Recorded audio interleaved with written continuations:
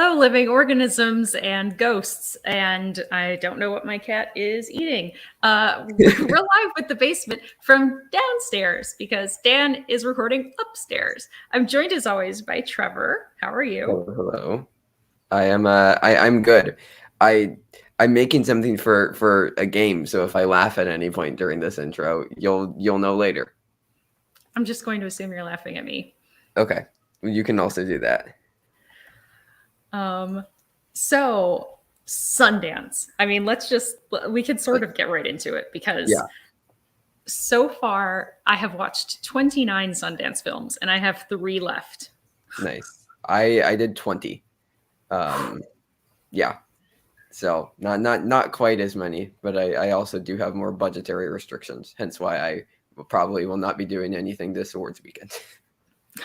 Hey, you know what? Santa had to come for a reason, so that way he could fulfill your dreams of seeing as many Sundance films as possible. Yeah. But no, it was amazing. I believe this was my first festival. I believe it was yours as well. Yeah. And yeah, it's really fun. I really hope to be able to go in person sometime because the experience just seems insane. I found a couple early favorites of 2022 that I'm very, very excited for. Speaking of favorites and potentially least favorites, also on today's show, we will be doing our first revealing our first nominations for the Basement Awards. The nominations will roll out over the course of 2, maybe 3 weeks, depending on what we decide to do because it's our show.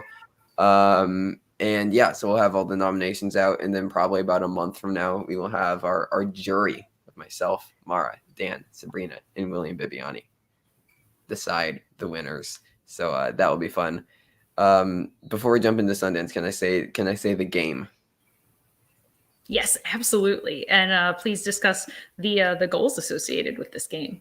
Yes. So, I found a predictive writer, and then I was able to I took the Wikipedia plots of all of the Best Picture nominees from the last 10 years and uploaded like the narrative, the basic narrative structure of all of them and put it into a predictive writer. So that way it could then give me about a paragraph's worth of a plot of what is supposed to, according to AI, make a Best Picture nominee.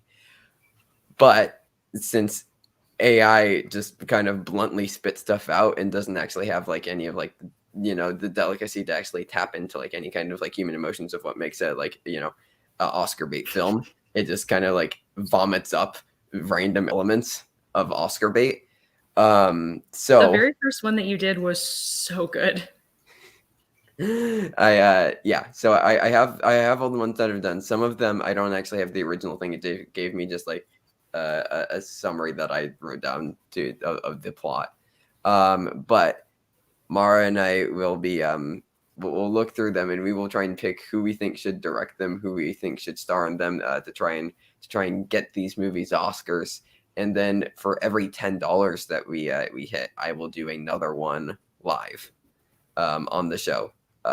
So you can see me.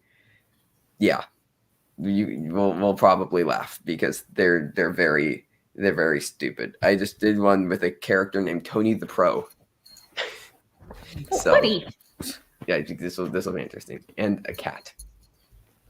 I'm going to try to get him to nest next to me instead of insisting that he needs to sit on me, only because it's much more convenient to have my laptop on my actual lap. That's fair. No, that makes perfect sense. He's plopped. All is well. So Sundance. So do you just want to go straight through in order?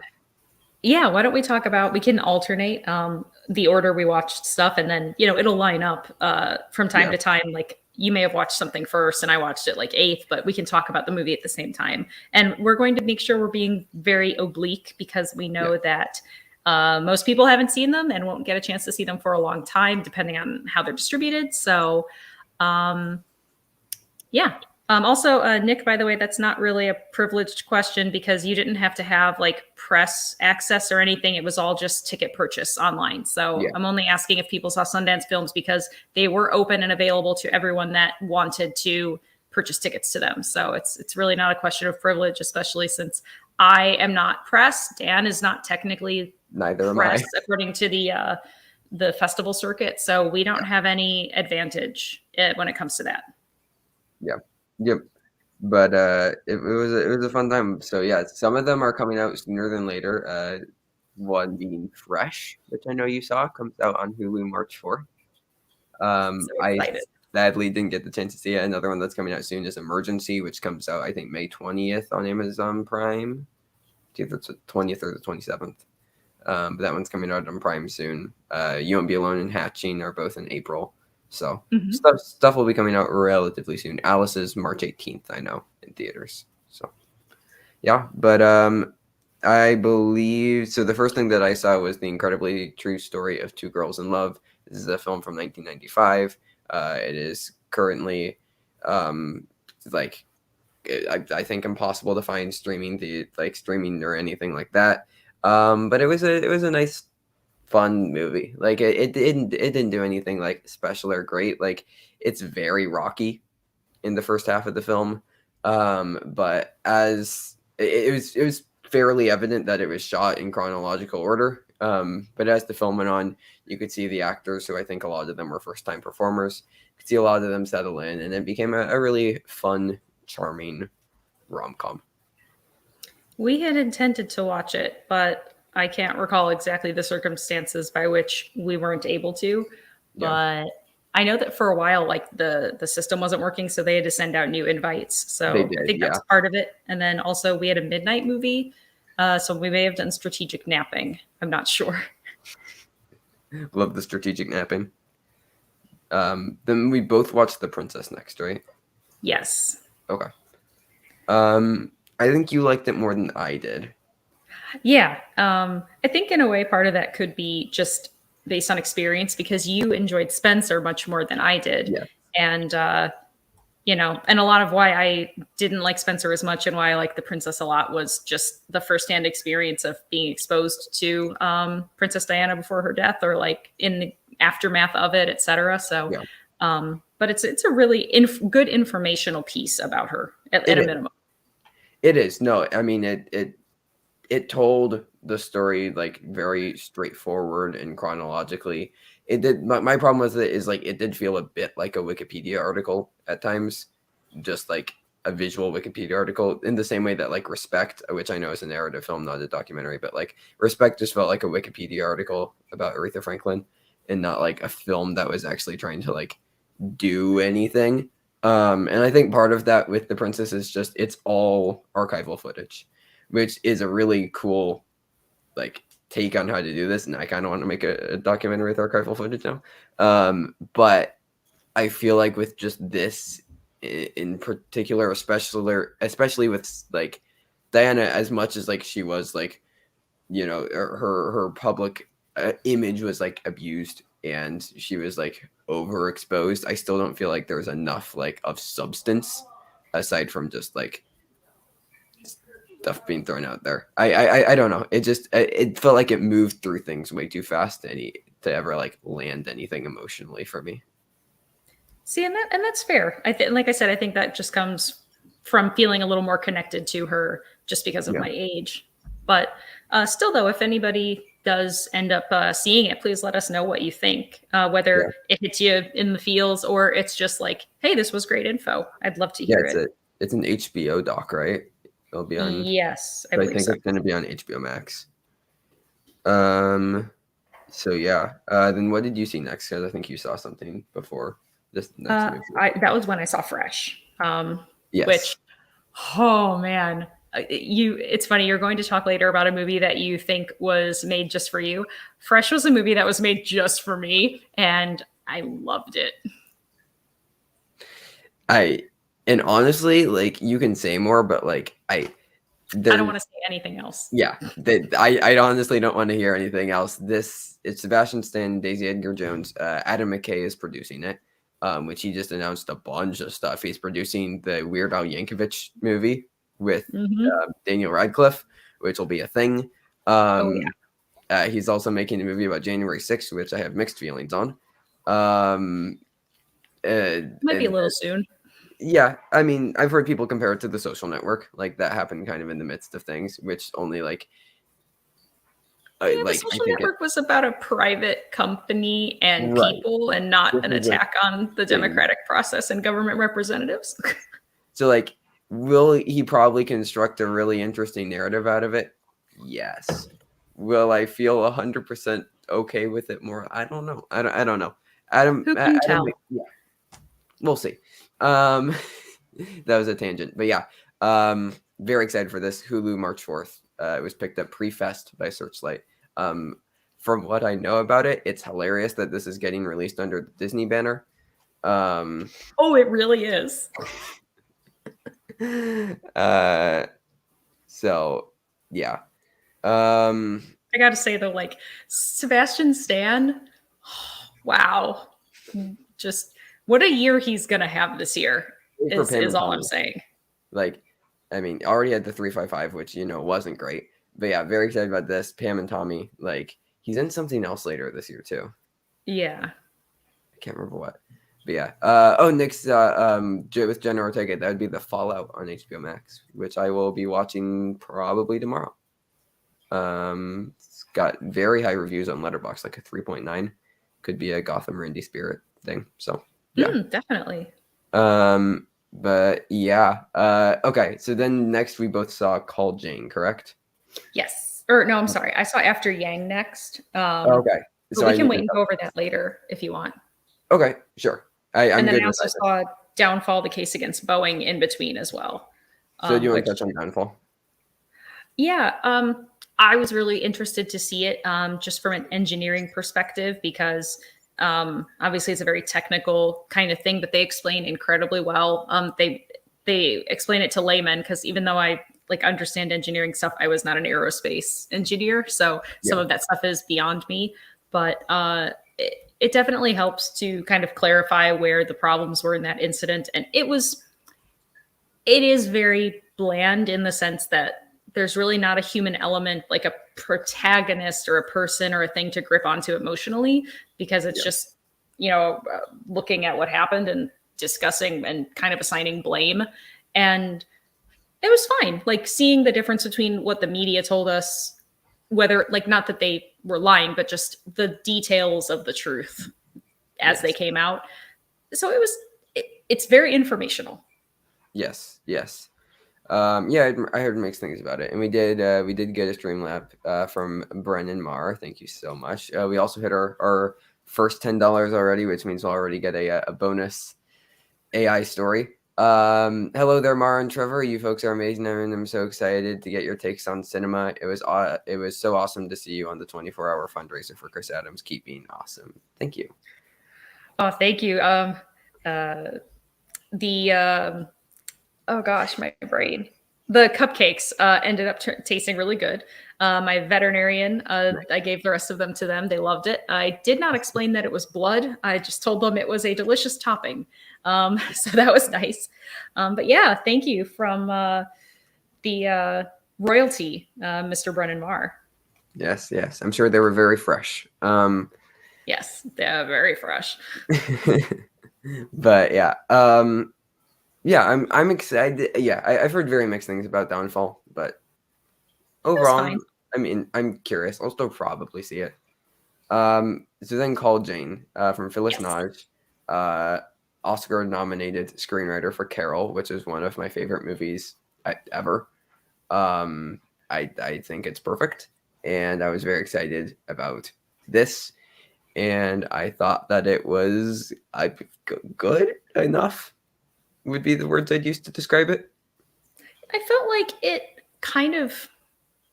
it wasn't sure what it wanted the conflict in the story to be, or like the problem. And then when we did find the problem, it resolved itself so quickly that it kind of felt like the movie ended somewhat abruptly. And that's not necessarily bad. It felt like it was kind of oddly paced, but it's something that was just really interesting to find out about because it's based on a true story, pretty factual to that story as well in terms of the events and that stuff.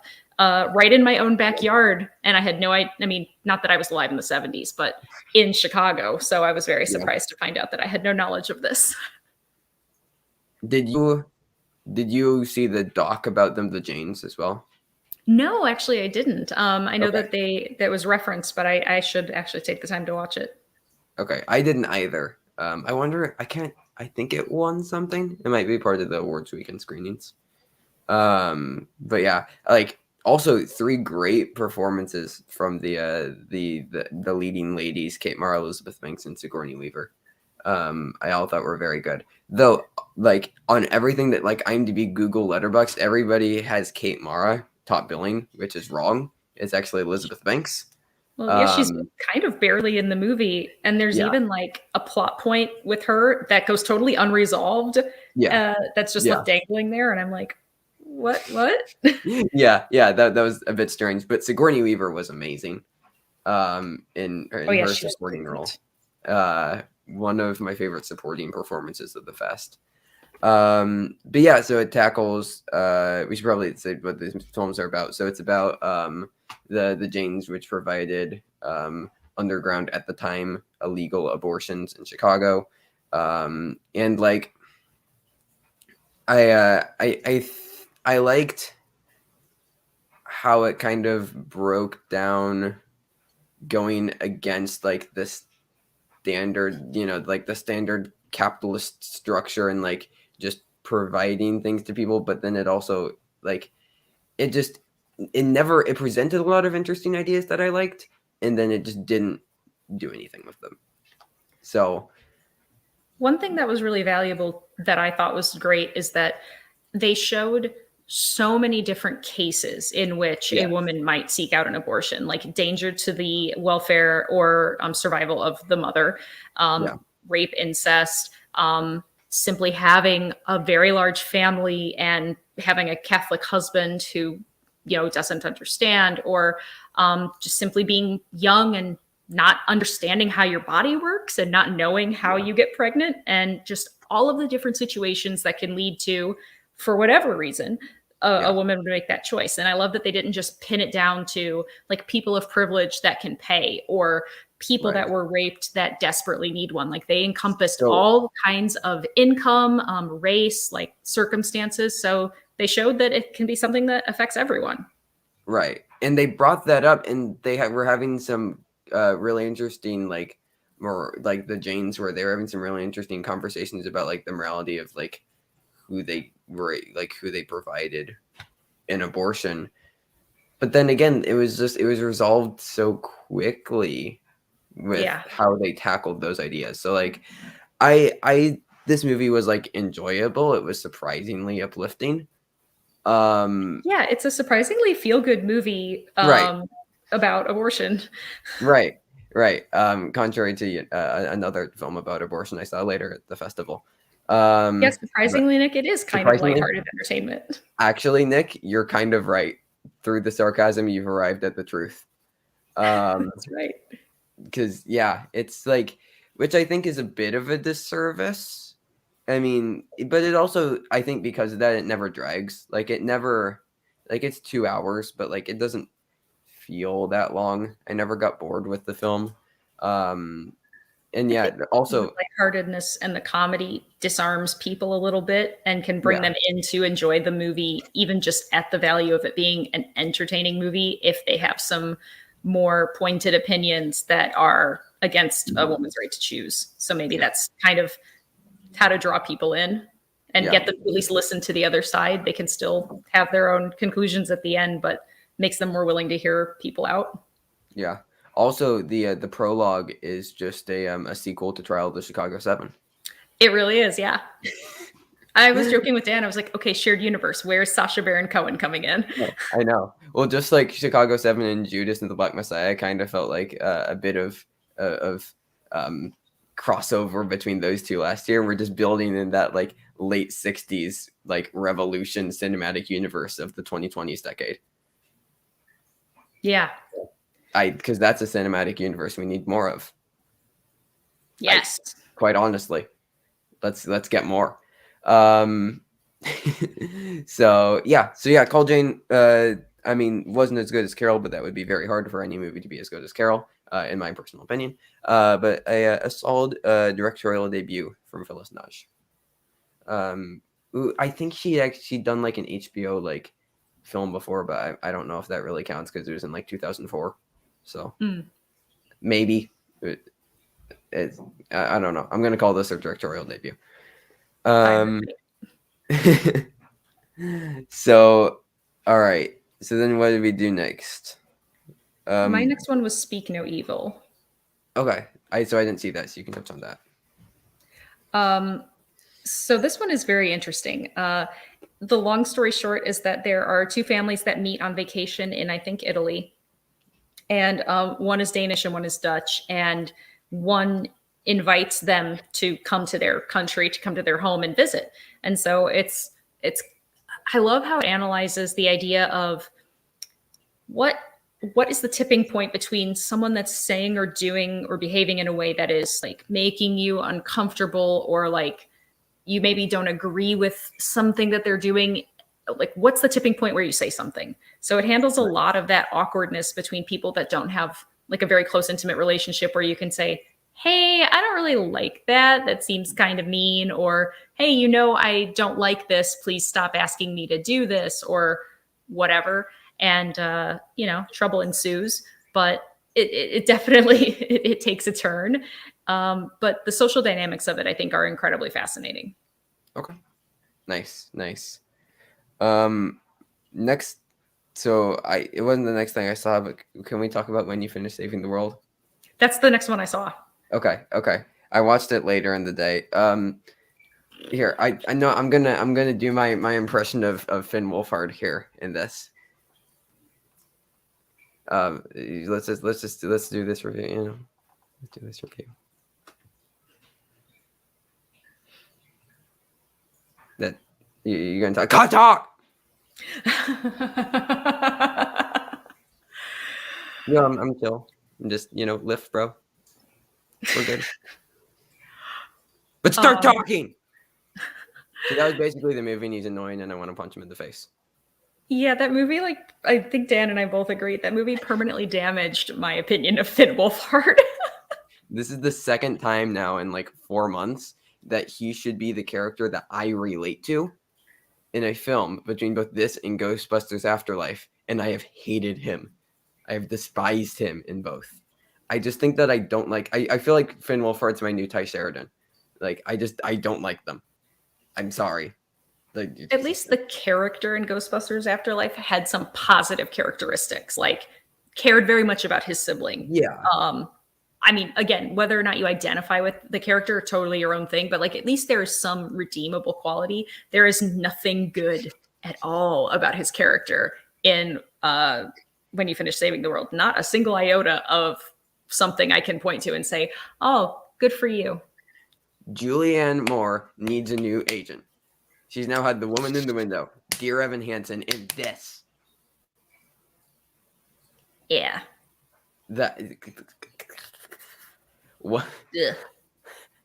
Like, okay, this felt like worst case scenario Squid and the Whale from Noah Baumbach. Like, and that's a movie that I really like. I mean, it stars Jesse Eisenberg as the kid in that film. And like, I'll be honest, I think I like Jesse Eisenberg a lot more than other people. I like a lot of his acting. I don't know. I just like how even if he's kind of playing the same character in every film, I like that character that he's playing in every film. So it works for me for the most part. And like Squid and the Whale had a bunch of pretentious, annoying people, but handled it in a very emotionally delicate way. And this had no emotional delicacy. So I haven't seen Stranger Things. Maybe I need to see Stranger Things. I haven't seen it, so maybe that can redeem Finn Wolfhard for me. But yeah. This movie's just bad. I was very excited for it. It's A24 coming of age. They like A24 that A24 does two things: really messed up movies or like uplifting coming of age films. I like both of it. Their coming of age stuff has provide like Lady Bird, Eighth Grade, Come on, Come On, three movies that I think are pretty much perfect. So I was excited for this, and this didn't work. I don't know. I just very disappointed. This is one of my most anticipated of the festival, and it like at least A24 had one good movie here, Yeah. because this was unfortunate. It was just unfortunate. Like the plus side is that it's like an hour and a half. Yeah, it didn't. It felt like it took a long time though. Yeah. Um yeah, I just like there were sequences in there like when Finn Wolfhard was like talking with like the girl. And like there were so many sequences like and when he was at like school and stuff, or like when the mom was like at her like shelter and stuff. Like I wanted to see those scenes, but just without Julianne Moore and Finn Wolfhard. Like see like because I think that some of the supporting characters are kind of interesting. Like similarly to how I felt about Dear Evan Hansen, where could we have not have just gotten a film about Amandla Stenberg and like her character? Could we have not have just gotten that? And instead we had to get annoyance splattered all over So what could have much. been enjoyable. And this was the same thing. It was at the base level it could have been interesting, and then annoyance was splattered atop it. That is my review of when you.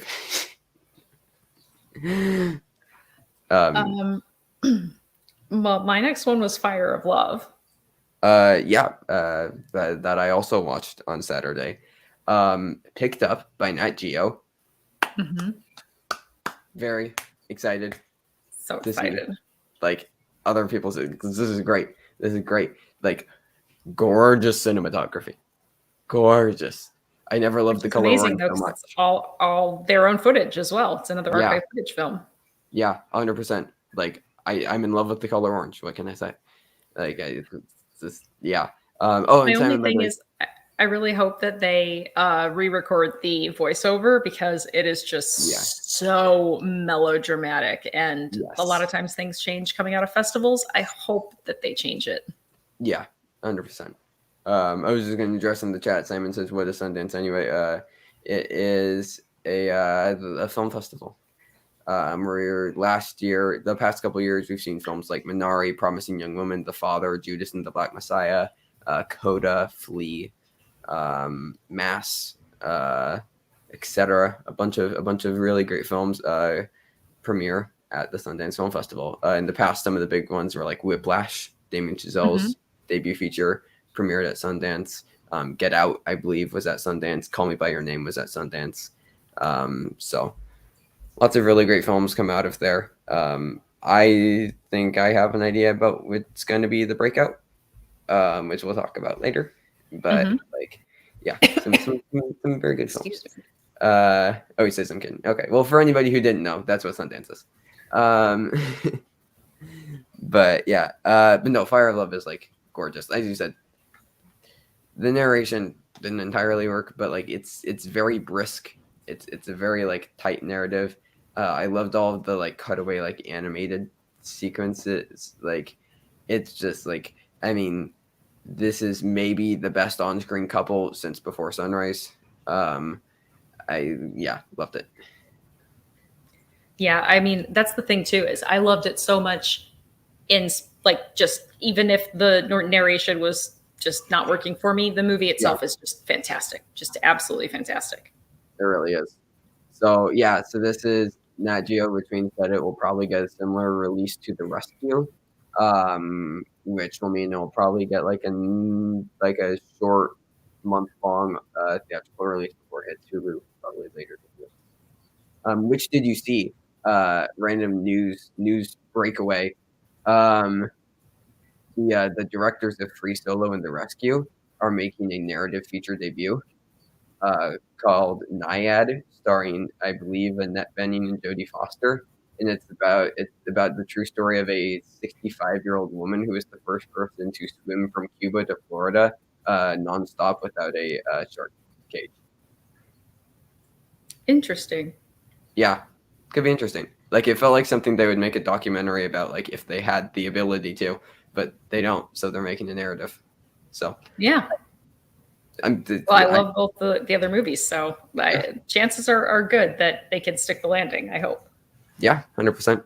Anyways, that but Fire of Love is great. Everybody should watch it. What do you have next? A love song. Okay, yes. I'm so happy that you guys saw this because this was how I kicked off my Saturday morning. And I was like, all of the things. This is Chloe Zhao and Wes Anderson's filmography having a movie baby.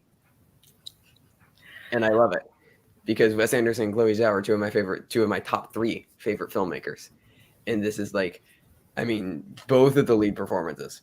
Oh, they're great. The cinematography is great. Like it's a beautiful film. I love all the, like, it has the Wes Anderson or even like Coen Brothers-esque, like random quirky side characters. Like the kid, like he's great. For those who don't know, it's about a woman waiting by the lakeside for an old friend from when they were younger. These are 2 elderly people, and they meet up back together. And that's all I'll say because it's very surprisingly introspective. It unpacks both their characters in very interesting ways. I love this movie. We really enjoyed it. I'm so glad we saw it. And it is like, I think it's only like 82 minutes or something. It's very like short. an hour 20. It's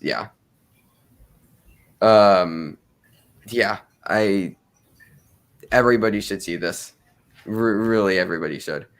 Could not love this movie anymore.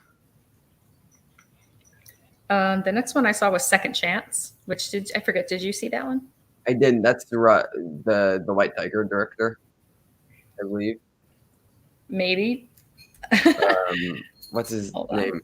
Yeah. Ramin Brani. Yeah. It's about the creator of the bulletproof vest. What a movie! Like, honestly, I think that almost every single visionary person is complex. Like, I don't know if really in history there's ever been someone that is just like so completely, purely good. I think a lot of people are a mix of things, but this man is an enigma. Like, he clearly had done so much good for the world, creating a bulletproof vest.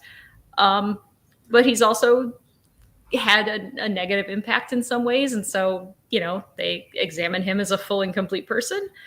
And it's just so fascinating to me. Like, the idea that how do you balance all of this good that you've done? And then it's like, oh, come on, why are you so bad? Nice. Yeah. Definitely on my radar. Looked good. And yes, it's the directorial debut of Max Walker Silverman. Though if Chloe Zhao and Wes Anderson did make a movie together, I would probably die. You would probably never see from me again. Because that would be glorious. But no, it just felt very stylistically like a Chloe Zhao meets Wes Anderson. So yeah. Second Chance is definitely on my radar.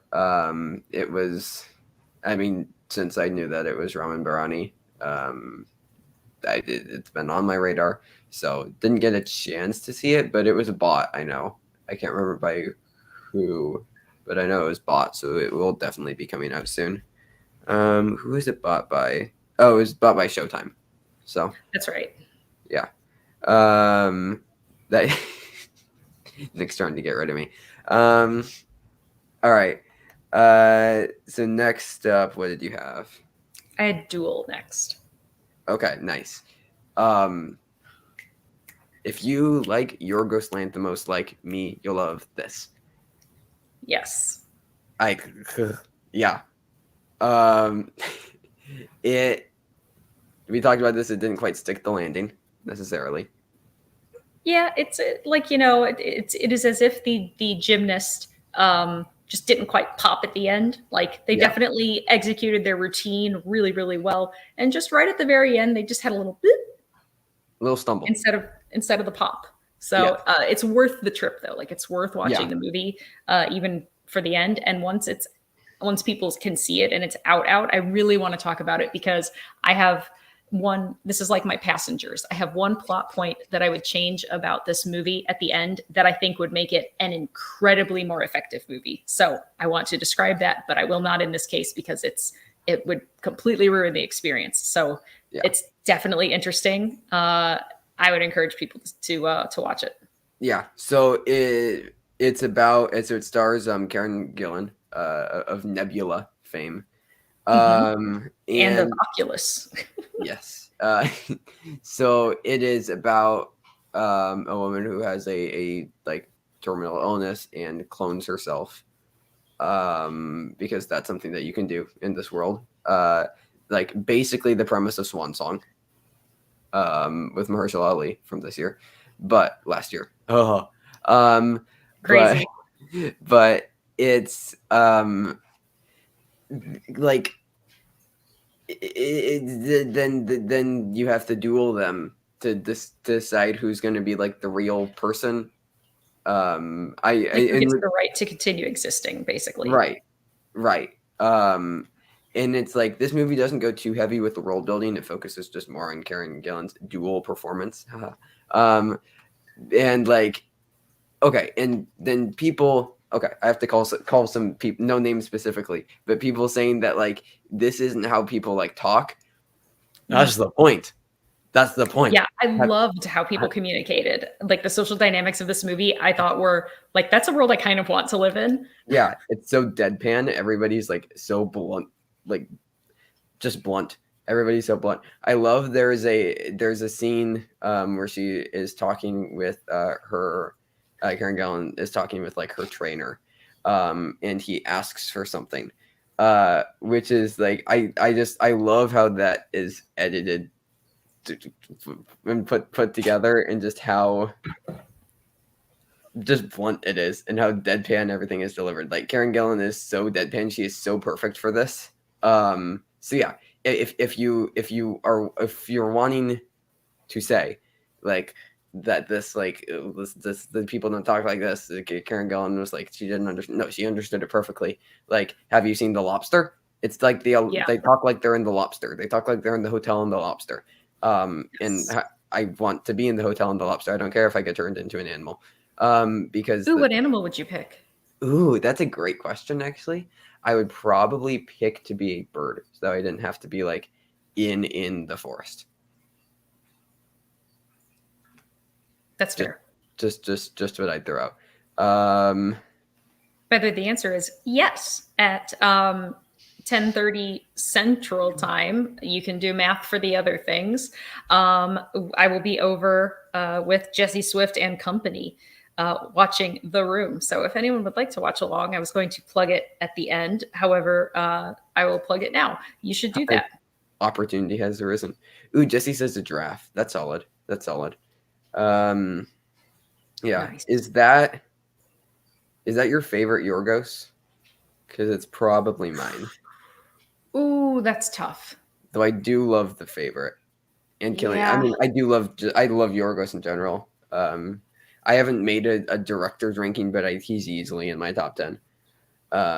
He's like, yeah, he's just like I relate everything to Wes Anderson? Yes, but he's like messed up Wes Anderson. Oh yeah. Yeah. Like what if the world was broken, Wes Anderson?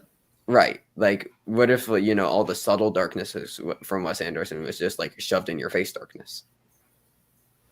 So, yeah, it's a Yorgos, it's a Yorgos movie, but like, so Riley Stern's the director. So he actually kind of had to break up film The Art of Self-Defense, which some people may or may not have seen, from a couple of years ago. But like, it never feels like he's like trying to emulate Yorgos. It feels like he has his own grasp on like he's doing that style but through his own eyes, and it never just feels like a blatant like emulation. So yeah, but anyways, this movie's very good. It's very good, aside from like it stumbles, but it's very good. Really really like this. Same. All right, so then what did you have next? You Won't Be Alone. Okay, which I didn't see. Let me put it this way. A lot of people are celebrating it as a very deliberate meditation on humanity and what it is to be human. I think it, at least at a minimum, is slightly mismarketed even at this stage, because saying that Noomi Rapace is in it as like the lead is very incorrect. And it seemed a little pretentious to me, just in the sense that it is very long, and some of the time that we're spending really doesn't service the general theme that they want to examine. And I feel like it's just there because it's self-indulgent. It was kind of a chore to watch. Okay. And I very much love patient, meditative films. This just didn't work for me. So, Okay. Like I've heard I've heard comparisons to The Witch, but The Witch is like a crisp like hour 20 too. it is nowhere near as good as The Witch. And I didn't like 10 out of 10 love The Witch either, but like The Witch is a far superior film to this. It's paced better, not just in runtime, but in like structure. Its interactions are amazing. There's something about the main character of You Won't Be Alone that I won't describe, but there's something about that character that means that their interactions with other people are incredibly limited.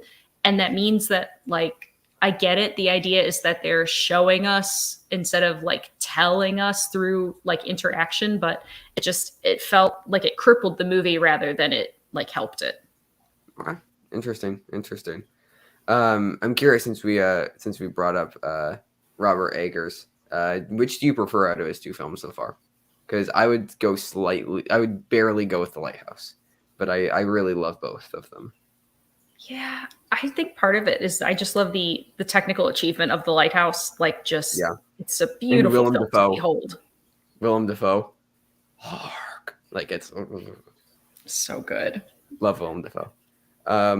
So I'll touch on, because I saw three other things Saturday, which I know you saw two of them later. Okay. So I watched Emergency earlier in the day, which I think you And I just watched that one today. Yeah. I liked it. I think that it has some pacing and tonal issues, especially with its transition from like serious thriller to like, college comedy. A couple of those things felt a bit jarring. But for the most part, I liked it. I'm curious to hear your thoughts, though. Yeah, kind of the same.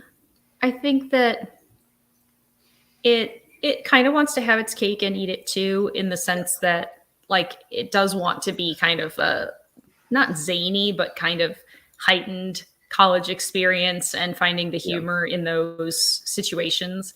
But then, it does want to take a serious examination of some socio-political issues right now. Yes. And that can be done. And I think that the performance was fantastic. It didn't feel like it meshed well into a full and complete work of art, as in it made sense going from A to Z. But like the primary actor that has the heavy lifting to do is just phenomenal.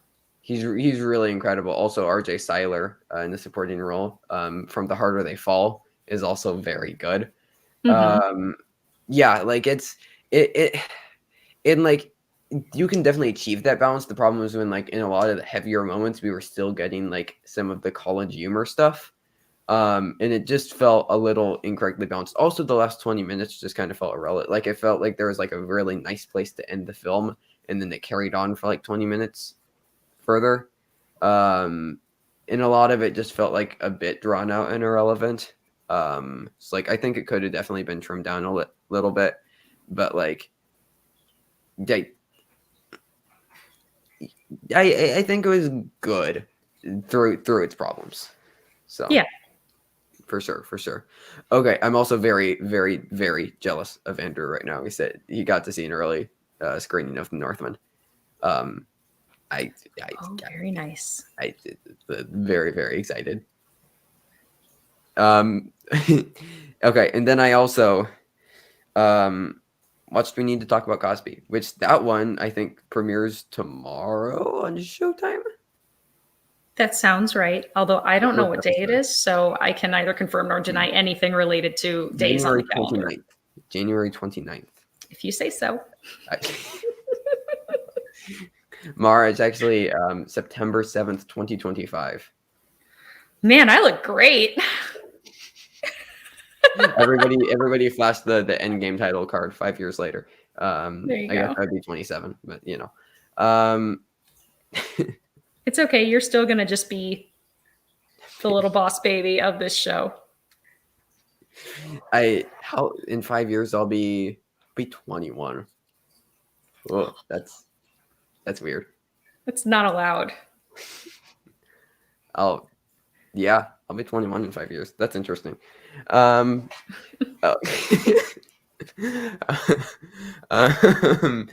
yeah, we need to talk about Cosby. Man. So let's talk about Cosby. I liked it. I think that I don't know. I went through it 4 hours straight. So it's like it's a 4-hour limited series. It's supposed to be released an hour episode at a time weekly, which I think is definitely the correct format for this. I was definitely feeling burnt out by the end of the 4 hours. There were definitely moments like through the miniseries that I was like checking out just because it was like an overload of stuff. I knew nothing about Bill Cosby other than like, the allegations. Obviously, like I knew like, all the stuff, like the vague, what happened and what he did, and that he went to jail and then that he got out of jail for a loophole. I knew that, but I didn't know anything about anything prior. And it kind of felt like to me an information overload. And I feel like I needed that in little, Mary Poppins spoonfuls of sugar rather than just like dumping the entire bag of sugar on my face. So I liked it, and I feel like I would like it if you were watching it week to week. Then yes, I feel like I would have liked it a lot more rather than just going 4 hours straight through. Because that's also just why I can't generally do TV. Like I can't binge watch a TV show. I can't spend like 5 hours watching the same thing. Though I could spend like, I could watch like 3 movies in a row because it's like varied, but like it's rough for me to like even something like Silence, I had to like break up into multiple parts because that's ADHD. So see, and I'm kind of the opposite. I watched it all in one go, back to back to back to back. I don't even think we paused it once. I think I forewent any bathroom breaks. And I found it very digestible, but again, also very familiar with a lot of the things about him. Not his earliest years, again, because I wasn't alive, but I grew up with the Cosby Show. I grew up with him describing things on commercials to me about things I could eat. That's terrifying. Obviously, when all those allegations came out, of course, and the court battles and the verdicts, etc. But one of the things I loved the most, though, is I loved the way in which W. Kamau Bell interacted with the women that came and decided to share their stories. It was gentle and kind without treating, like, how sometimes when someone has been hurt, you can treat them kind of like a child.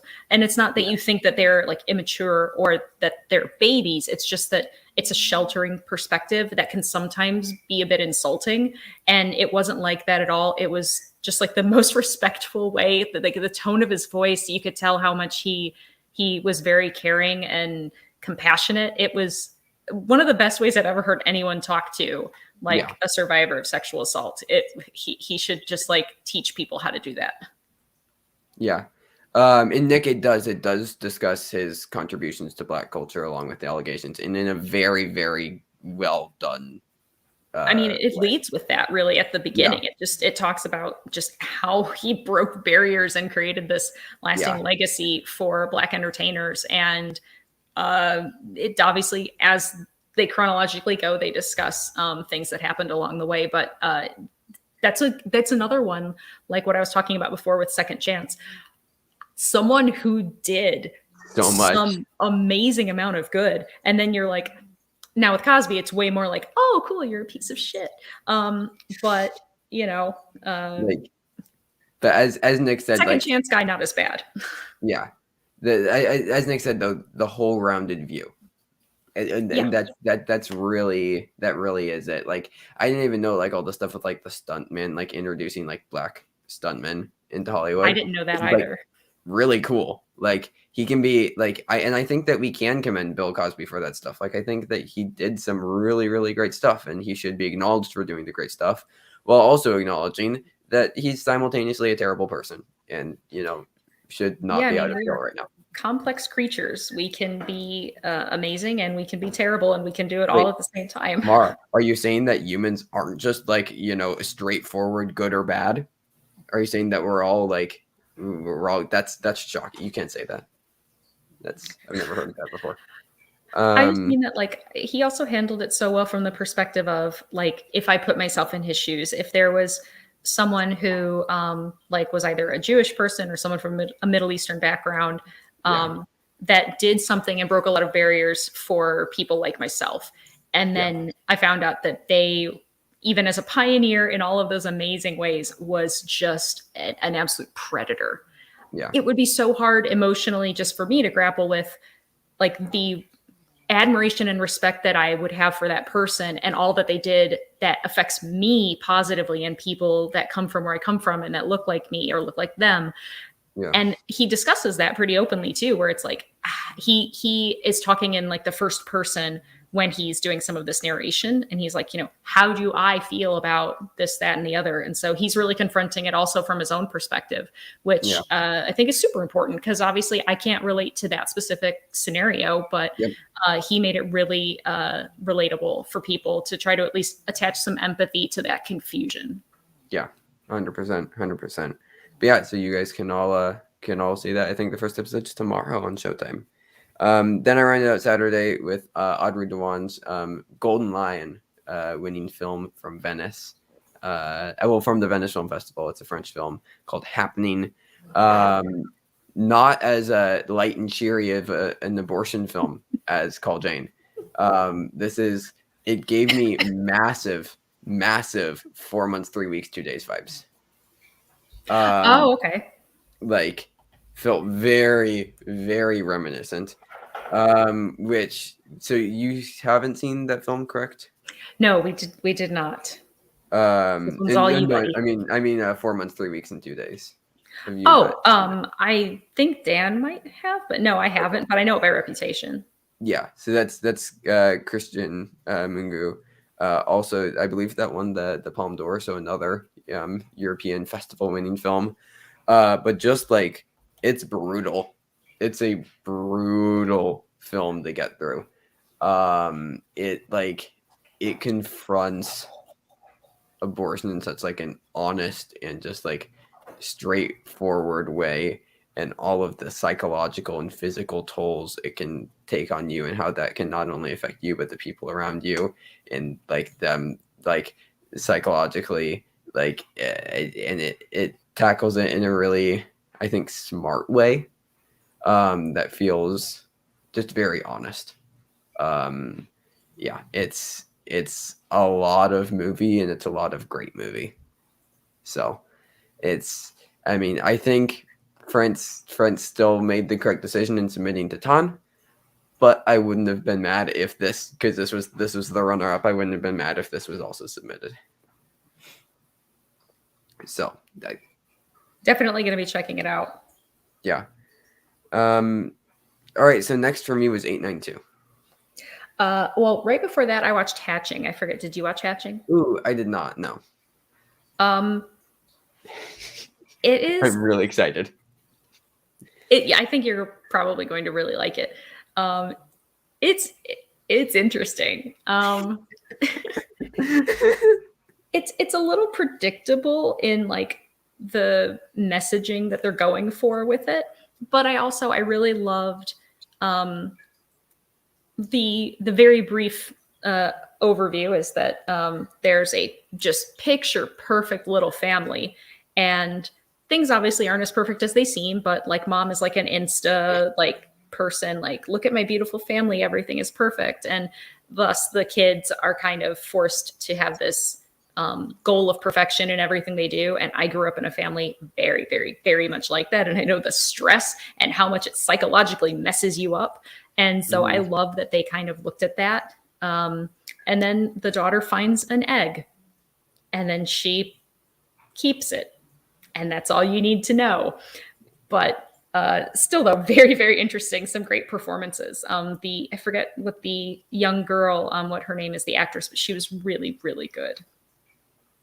Interesting. Another, let's see if I can make this connection work. Another psychological horror film with a girl getting something pertaining to a bird, much like Hereditary. Kind so of. I think I made that connection work, having not seen Hatching. Okay, let's talk about 892. Oh my god, I loved this movie. Like I am so passionate about this movie. Yeah, great pick. So this won the ensemble award at Sundance, and great pick. We also forgot to mention Emergency won the screenwriting award, which I don't necessarily agree with, but I'm happy it got some recognition. But this is a great pick for 892. Even just John Boyega alone, like oh my god, like he's amazing, and he had better get nominated for this performance. Like I don't know what the landscape is going to be like if he's going to deserve to win, but he's going to deserve to be nominated. Okay. So knowing what I know about the award season, Oscar nomination I don't think will happen, but I think a Gotham and Indie Spirit nomination definitely will happen for him. Like I'd be willing to lock that in. It doesn't feel like the type of performance that I pick up an Oscar nomination, but I feel very confident about like a Gotham Independent Film Award nomination and an Indie Spirit nomination. So well, I mean, like I said, I wasn't saying it would happen. I'm just saying I think he deserves it. Deserving? Yeah. So far, yeah, 100%. Like, it's here. You can say what this film's about because this is very much for you. This is a true story, not inspired by true events, but they portray this because I've read a lot of articles and coverage about it because it happened fairly recently. A very accurately told true story of a veteran who has financial difficulties dealing with the VA and his benefits, and he holds up a bank. And what a complex person. And again, the way that he's described and portrayed in the movie is exactly like what he was like. He has deep respect for other people and values, and he's kind. And it's interesting to see this incredibly nice, polite, gentle person obviously hold up a bank. But it really, really shows in an accurate way how the VA just does not care about us. They look at us like we are numbers on a spreadsheet or line items that you click a button because you think that something's going on with a veteran that does something to their benefits. And then you don't actually even get to address that with them. You shovel them to someone else. And then that person shovels them to someone else and someone else. And it is an endless cycle of no one actually helping you and just helping themselves get through their day so that way they can go home and clock out. Like, I'm not saying everyone in the VA is a monster, but the system itself is set up to fail us. And I know it firsthand. And I really hope that this movie can at least get one or two people to think about like, hey, let's write our representative. Let's try to affect some change, because everyone promises they're going to fix the VA. I don't care what party they're in. I don't care what their name is. I don't care what their gender is. I don't care what their race is. Everyone says they're going to fix the VA and nobody does it. So I'd like some accountability. I'd love someone to do it. Yeah. It hasn't gotten picked up yet. I would be shocked if it didn't, especially since it won the ensemble prize here. And Michael K. Williams' character provides a really interesting dynamic. Also, his final performance, which is very sad, but what a role to go out on. Fantastic. And like, Yeah, I mean Nicole Bahari is also great. Hmm. Uh, so like yeah, it's just like very very good all around. John Boyega, like he gives such a layered performance because like we get both like the almost like panicky and like polite side of him, contrasted with like his like frustration and how those two sides of the emotional spectrum for him are like almost battling out. The movie You Wish Cherry was, yeah, I'll let you in. I think that's directed towards you, but like this was definitely much better than Cherry. To leave it at that. Um, Also, something I have to shout out with 89 the sound mixing in this movie is Yes. so good. It's so Yes. good. I won't say anything about it, but like the sound mixing. Oh, like if this doesn't get nominated at the I think it's Cinema Audio Society does mixing, and then MPSC, Motion Picture Sound Editors, yeah, they do sound editing. But like this is, I wish, okay, mini rant. I wish the Oscars didn't split it, like just combine the sound categories because they were too lazy to figure out the difference between like the two categories. It's like Right. sound mixing is the layering and the levels of all of the different tracks. Editing is the actual recording of the sounds. It isn't that hard, Academy voters. I don't. That's why we got 1917 and Ford v Ferrari flopped for the sound category because it I should have been mean, the other way around. they should just be juried awards. I mean, at a minimum. It's yeah. Anyways, sound mixing and sound editing are very different things, and it's Yes. yeah. Anyways, sound mixing in this movie is great. I really liked all the blues and the cinematography. I think it worked Hmm. really well to provide like it felt very cool, just like tonally, and I think the visuals reflected that very nicely. Like it's just a very well crafted film. I think it does slow down a bit in the middle, which I think held it back from me loving it as much as you did. But you obviously also have a much more personal stake in the film that I don't. But like, if I were to like nitpick anything, I think there's a period after we establish all of the characters and what's going on in this world, and before we hit the climax, where it feels a bit repetitive and drags a bit. But other than that, this movie's really phenomenal, and everybody should see it. I hope it gets picked up and shared to the world because it's great. Agree. All right. Next for me was After Yang. Okay. So, And I had seen that one earlier, so let's talk about it. okay, this is a perfect movie. Um, I, I mean, I have a problem with A24. I have an obsession with A24. When You Finish Saving the World was not a great film, but this was. Colin Farrell turns in. We're going to reference The Lobster again. His best performance since The Lobster. Kogonada, I believe, the director. He delivered a great film with Columbus a couple years ago. I think that was 2017. And this is even better. I mean, Jodie Turner Smith is great. Haley Lee Richardson is great. Like Justin H. Min is great as Yang, the titular character. This film tackles memory in such a fascinating way, and how we perceive like the time passing and how that relates to the people around us, because like we're never going to be able to remember everything about our lives, but between all the people we've interacted with, there's probably we could probably collect memories to reconstruct like the entire histories of our lives.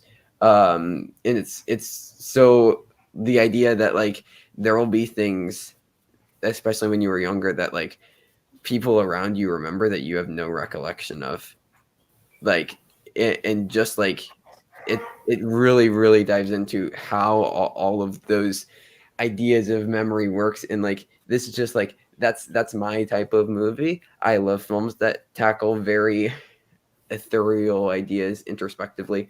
I thought that the movie is shot gorgeously. I Hmm. think the production design is incredible.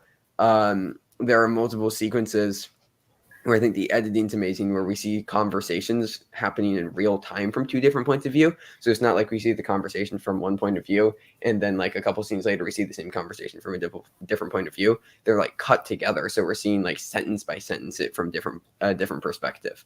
And how that all plays out, and how emotionally the people react differently based on what we're perceiving, because like how we perceive different things it will be jaded by like our personal opinions. Like it kind of reminded me of, you know, the idea that like nobody's going to see the color red the same. Everybody's color red will be different, and we can never know what other people's red will be like. We just have to assume that it's all the same as us, and it looks at memory but through that lens, which I think is just like fascinating. I'm in love with this movie. I'd be shocked if this wasn't in my top 10 by the end of the year. Like I just this movie, everybody see it. I liked it. I didn't like it as much as you did, but I really liked it. Yeah. I took up a lot of time there, but yeah, No, not at all. This movie's great. I always love when we can celebrate movies, so that's what we're here for. What was next for you? My next one was Honk for Jesus, Save Your Soul. For me, yeah, like I mean, I's a Tammy Faye, but like very heavily drugged. And that's basically like, I think the performances are good. Especially Regina Hall. She does a lot. Sterling K. Brown is good, but it's a lot. It's a lot of stuff. Yeah, I mean, there's some really laugh out loud moments, but I mean, overall, I don't know if I'd revisit it, but it was fun. It was fun for the moment. Like, I mean, I legitimately think that Regina Hall could get like awards attention from like, again, like Gotham and Indie Spirit. She won't go all the way to like the major awards, but like for some of the smaller ones, could absolutely happen. And yeah, like it's a very messy film. So it's about like mega church. Like it's a mockumentary about like a couple who like run a mega church, and then there's a scandal. Like I don't know. Okay, so like the scandal is like the selling point. Like that's like the you know the call to adventure, if you will, if you're going off of like the story circle, right? But then like it's never really explored that much. Like we kind of get moments, but I never really felt like that was like explored to its fullest potential. It was kind of Sterling K. Brown and Regina Hall just being like very goofy. Yeah. Which isn't a bad thing. It just doesn't make like a great movie. Yeah. So I don't know. It was fine.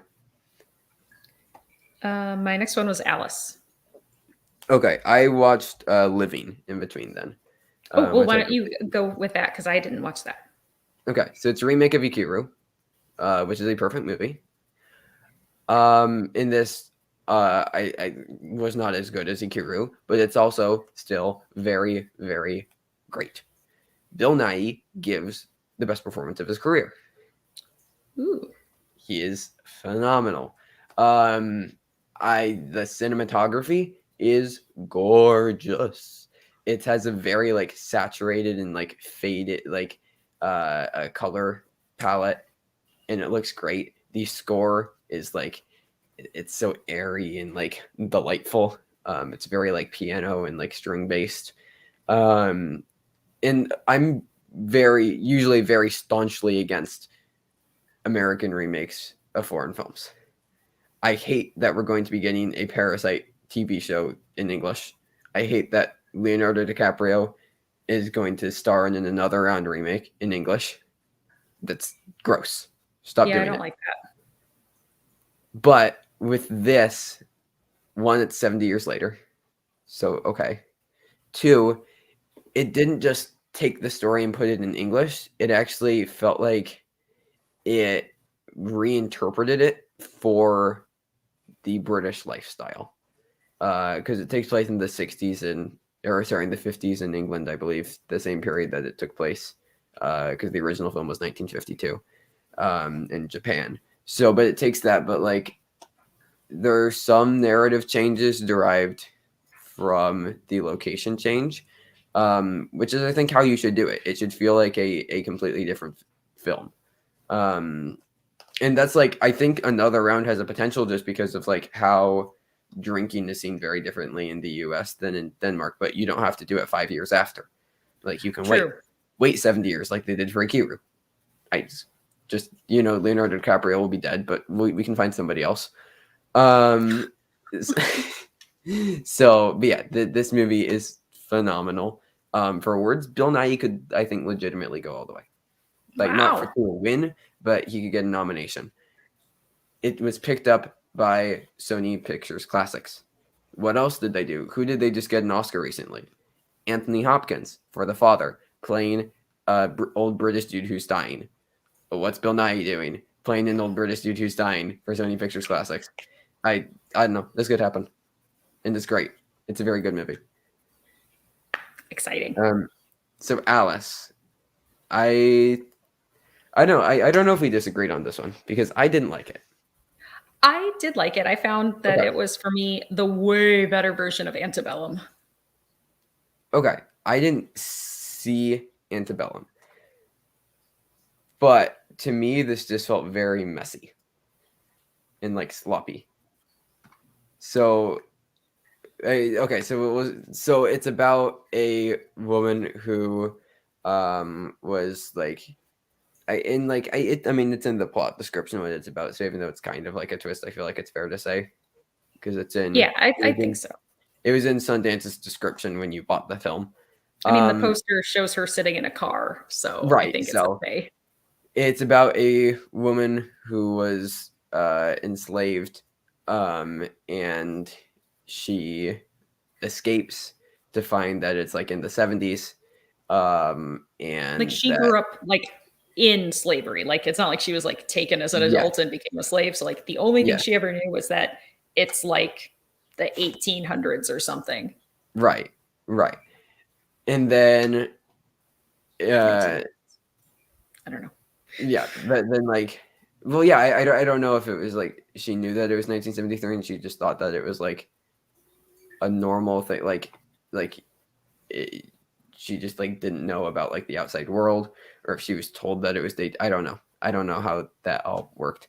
Like, but then she escapes, and then she like finds obviously it's 1973, so it isn't. There's like cars and stuff and TV and phone, And and civil then rights. yeah, and then she like I don't think she like tries to take like revenge.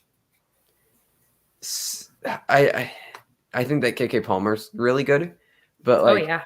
I just think that like there was so much you could have gone into with like the emotional trauma of that situation and like what she went through, and it feels very quickly passed over. And I don't like this movie. I think similarly to what you were saying previously, with Emergency, this feels like a film that wants to have its cake and eat it too. It wants to be like a slavery drama, a la like 12 Years a Slave, while simultaneously being like a blaxploitation film. And those how it meshes those two tones just do not work for me. It feels like very jarring.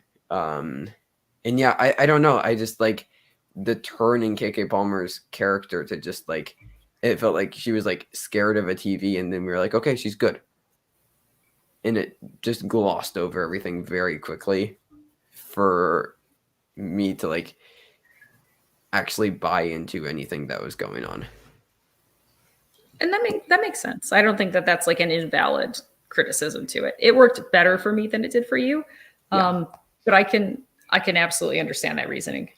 Yeah. I mean, and I think this had a lot of potential. I just like how, because I believe it's based on true stories. It just like how it was put together just didn't work for me. And also, no, Nick, you weren't typing too much. Not at all. We love seeing all of your guys' comments. So yeah. Okay. So on to what did you see Monday? The next one was My Old School. Okay. What a documentary. Oh my gosh. So I'm not going to say what it's about, but I will say that it's not difficult to predict. Like, you're looking at something that happened and you're saying like, well, what really happened? Knowing, like, thinking about what really happened it's not a difficult conclusion to make. Like, you will probably figure out what was really going on not very long into it. However, there's so much more about how what happened that is just bonkers, banana pants crazy. And it is so worth the time. And it also has some really great like animation to like reenact stuff. It just reenacts things through animation. And the way in which they chose to make this documentary with the real people, which I will not, there's something really great that you find out at the end about it. I'm not going to say anything, but it's one of the best ways I've ever seen a documentary be done. So okay. I think it's totally worth the time. It's really funny. And you're just going to be looking at people being like, are you serious? This didn't happen. I want that to be on the poster. Bonkers, banana pants, crazy. They can take it. It's all theirs. Nice. Well, because I didn't see anything on Monday. So what else did you see? Then I saw We Met in Virtual Reality. Okay. I liked the idea of it. It felt like it lingered too much on the mundane, which I get it. They wanted to immerse you in the world of VR because the whole movie is in VR. So like you're in like first person VR or whatever, or like observing people in VR. There's no talking heads. There's nothing else. So you're just experiencing it. And I thought that like showing the community groups in there, showing how it can enrich people's lives, showing connections that are made, like even lives that are saved because of finding people that accept them in VR was really interesting, but it just felt like it was too much. It was too much. Yeah. So what you're saying is that it's like, what if Ready Player One went well? Kind of. I think that honestly, I would prefer Ready Player One to this in every possible way. Well, that's fair. And then the next anything one I else watched was Resurrection. Okay. I have heard people loving Rebecca Hall in this. She's phenomenal. The movie is, it kind of falls apart a little bit at the very end. And it honestly made me ask, like, I was like, wait, what? I don't understand what's happening. And like, there's no way to explain it. It's not as if like I was too dumb to get it or I wasn't too observant and I didn't see it. There's just like something that happens and it kind of recontextualizes the whole movie. And you're like, what? But her performance is amazing. It kind of reminds me of The Night House, which again, her performance in that movie, amazing. Movie itself, kind of fine. But this movie is, it's something.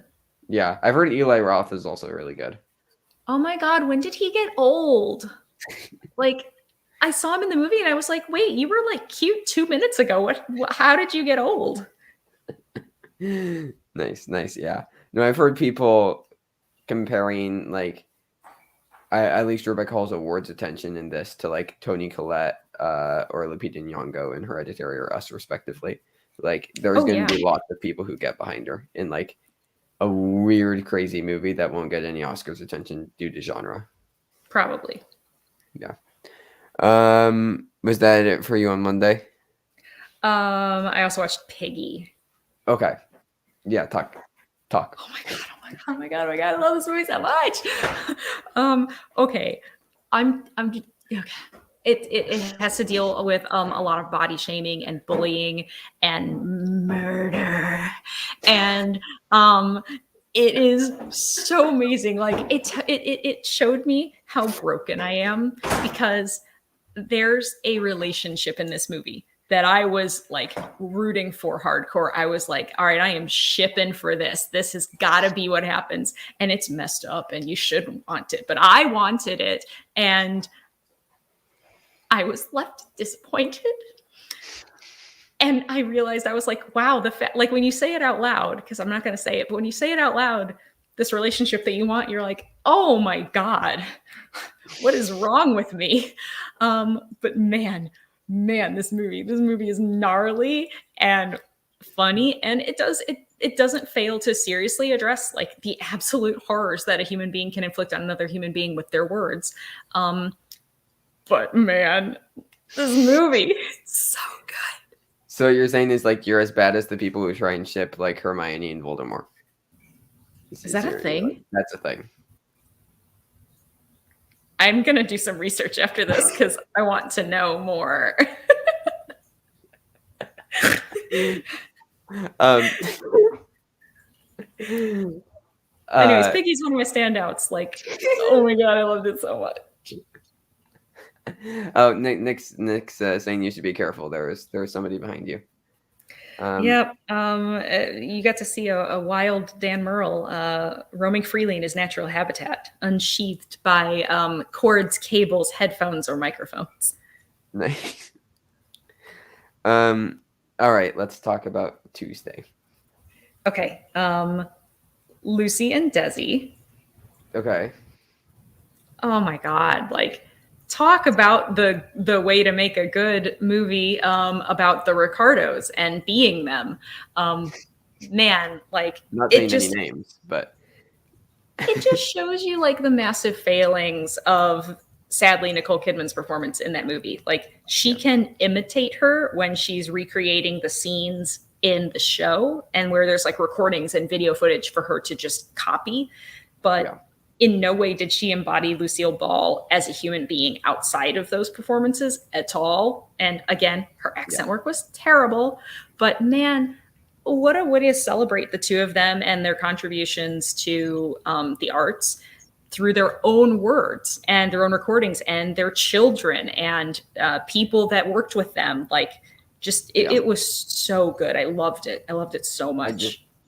Nice. I'm very excited because I hated being the Ricardos. To talk about the performance in that quick, I think that anybody who has like taken any drama class can do what Nicole Kidman did in that, or what Lady Gaga did in House of Gucci. Like, anybody who's taken a drama class or two could just like do an imitation.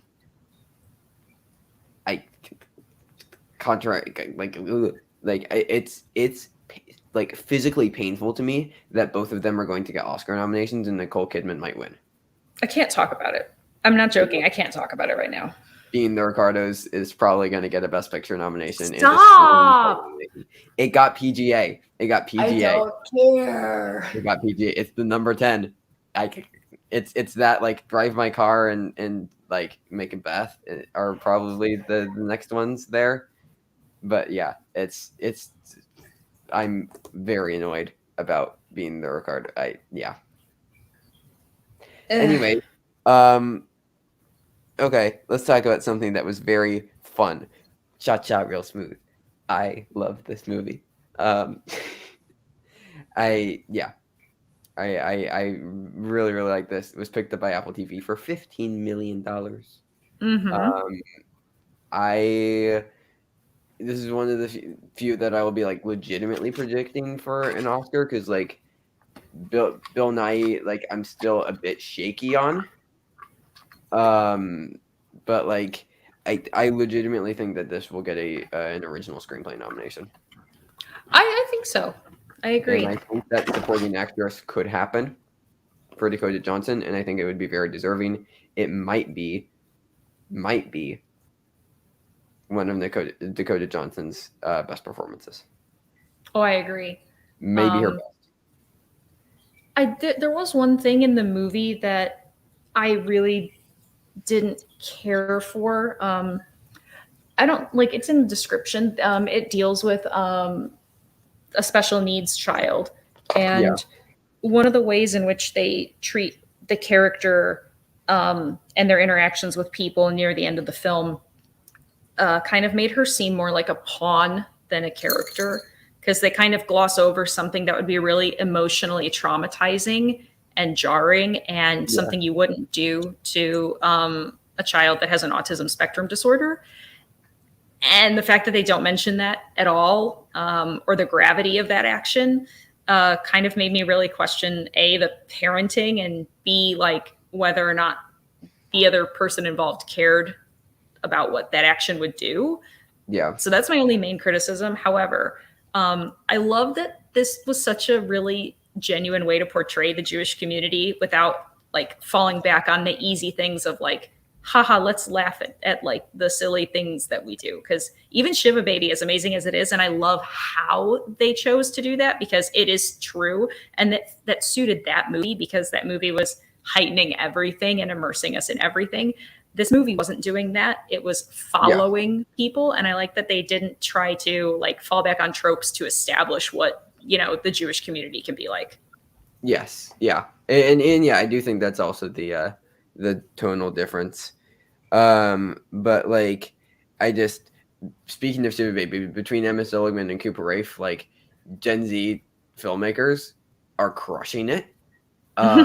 We are in for a phenomenal treat when we see more of that, like this. We need more of this because this is my stuff, which makes sense because they're like my generation. But like, still, this is like I want to eat up all of this. And what you were saying with like the special needs child, like it was a bit weird that as long as we're thinking of the same thing, that wasn't addressed. I'm But gonna like message you in the private chat about it. okay. I also don't think that was like a major focal point for the story. Like that event set off something in the story. But I don't think that like considering yeah, yeah, like I definitely see that, but I feel like we were focused more on the other characters emotionally throughout and not necessarily touching on her emotionally Yeah, throughout that much. I think the fact that they develop her relationship with someone so much Yeah, uh, was part of why I felt like that should be included. But again, though, still really, really liked the movie. I was so yeah, glad they originally we weren't able to get a ticket to it, and then they did another viewing of it, and so that was yeah, actually one of the last movies that. The penultimate movie that I watched before we started expanding for 4 more today. So yeah, I really yeah. liked it. It's so charming. I mean, Cooper Raiff put so much of himself into like the lead performance, and he's like delightful. I want to be friends with him. Cooper, if you're watching, call. Um, yeah, it's just it's such a delightful movie. I also love that like uh with the, as you mentioned, the child on the autism spectrum, they actually got an actress with autism to portray that role. So you know, screw you, Sia, in music, and never do anything ever again.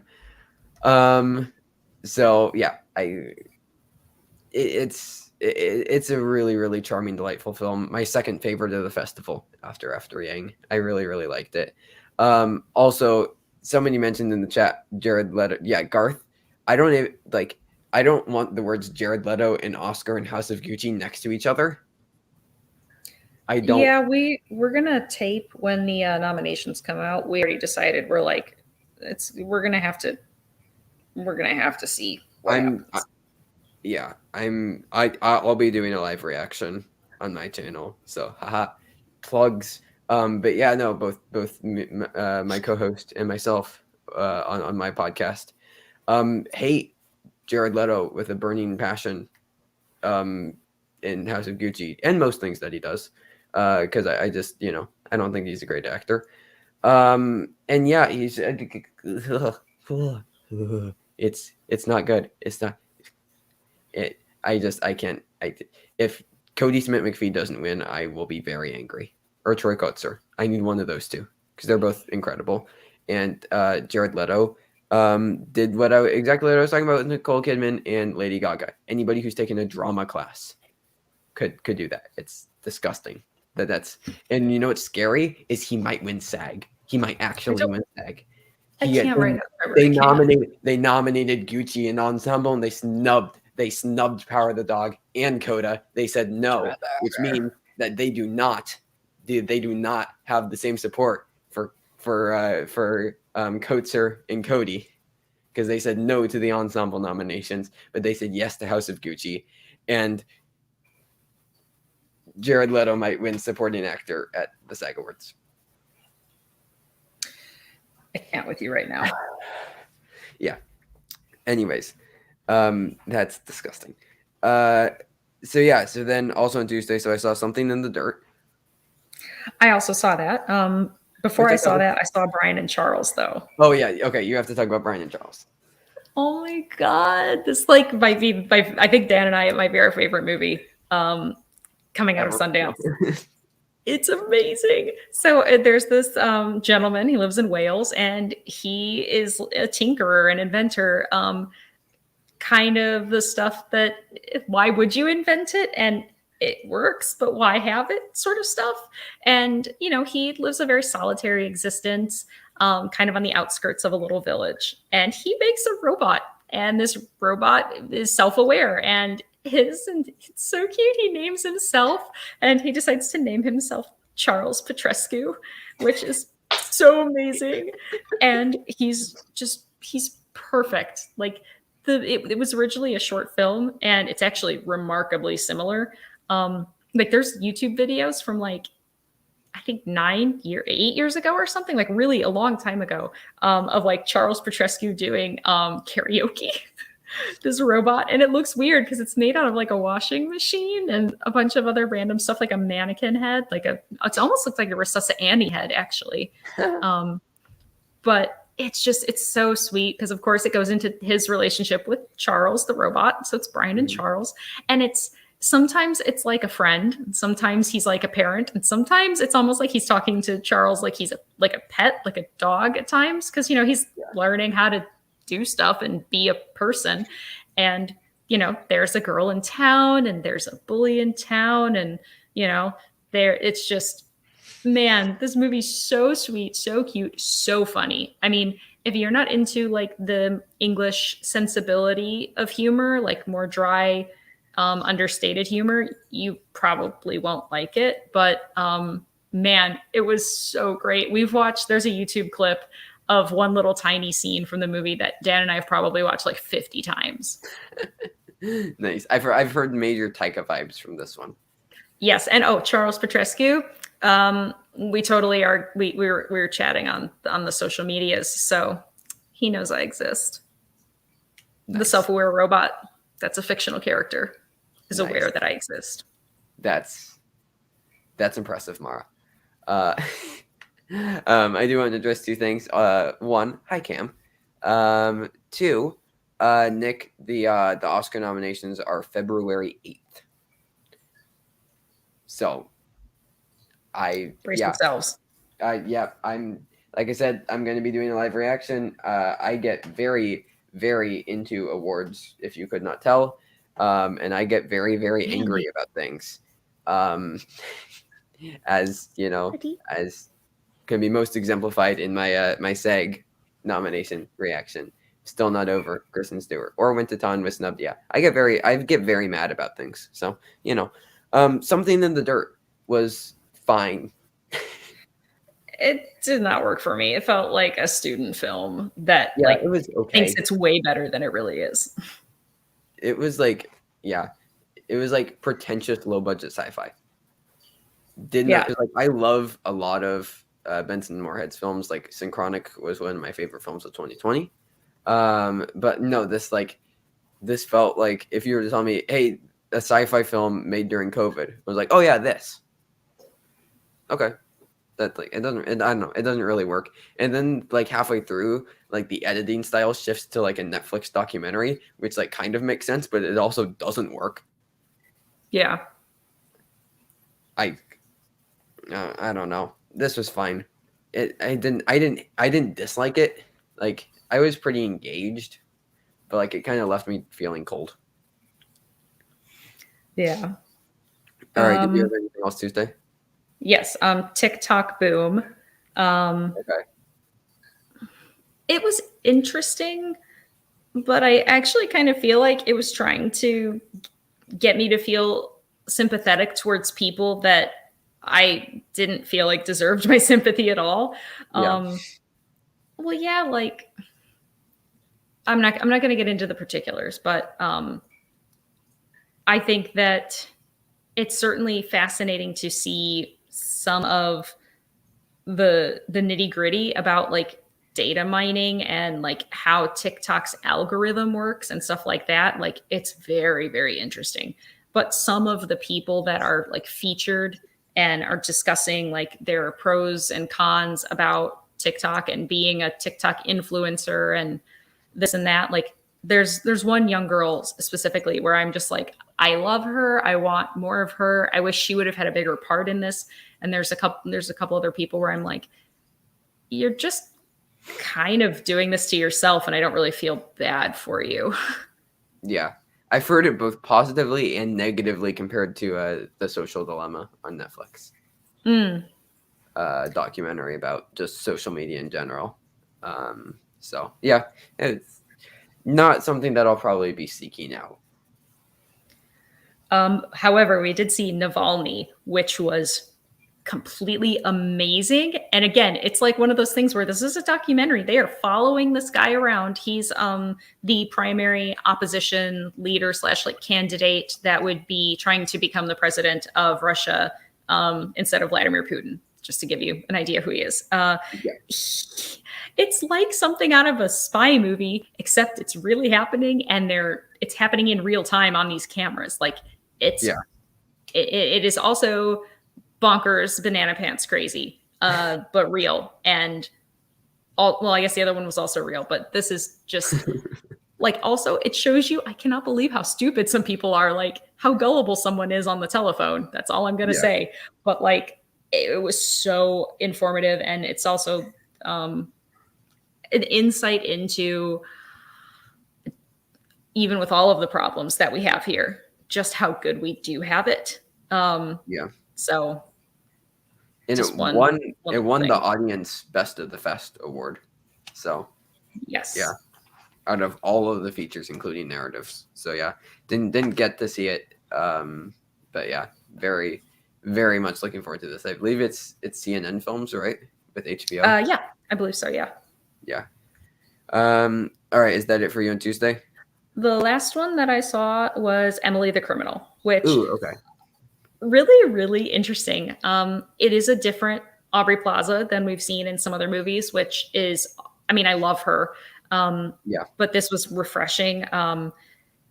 She plays somebody who has student loans and debt and is struggling to get by, and perhaps turns to elements of criminality, if the title didn't indicate such.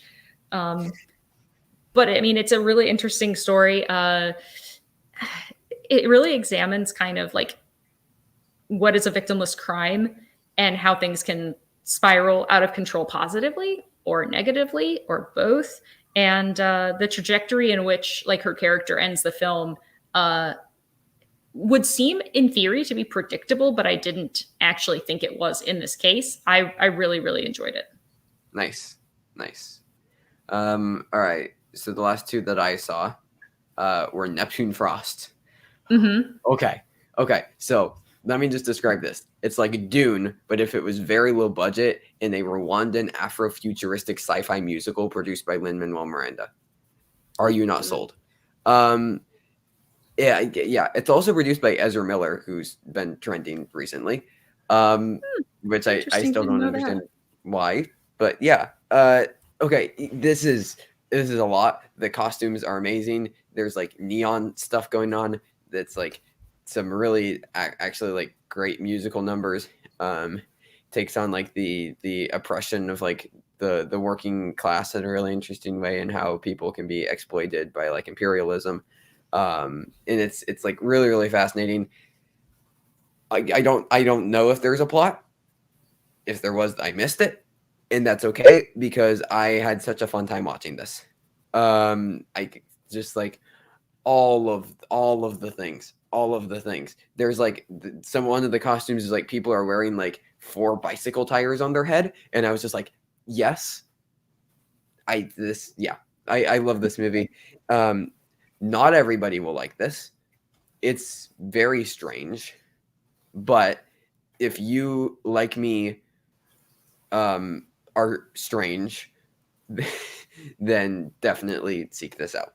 It got picked up by Kino Lorber, who distributed, I think, Test Pattern last year. Got it a Gotham Best Picture nomination. So we'll see. We'll see.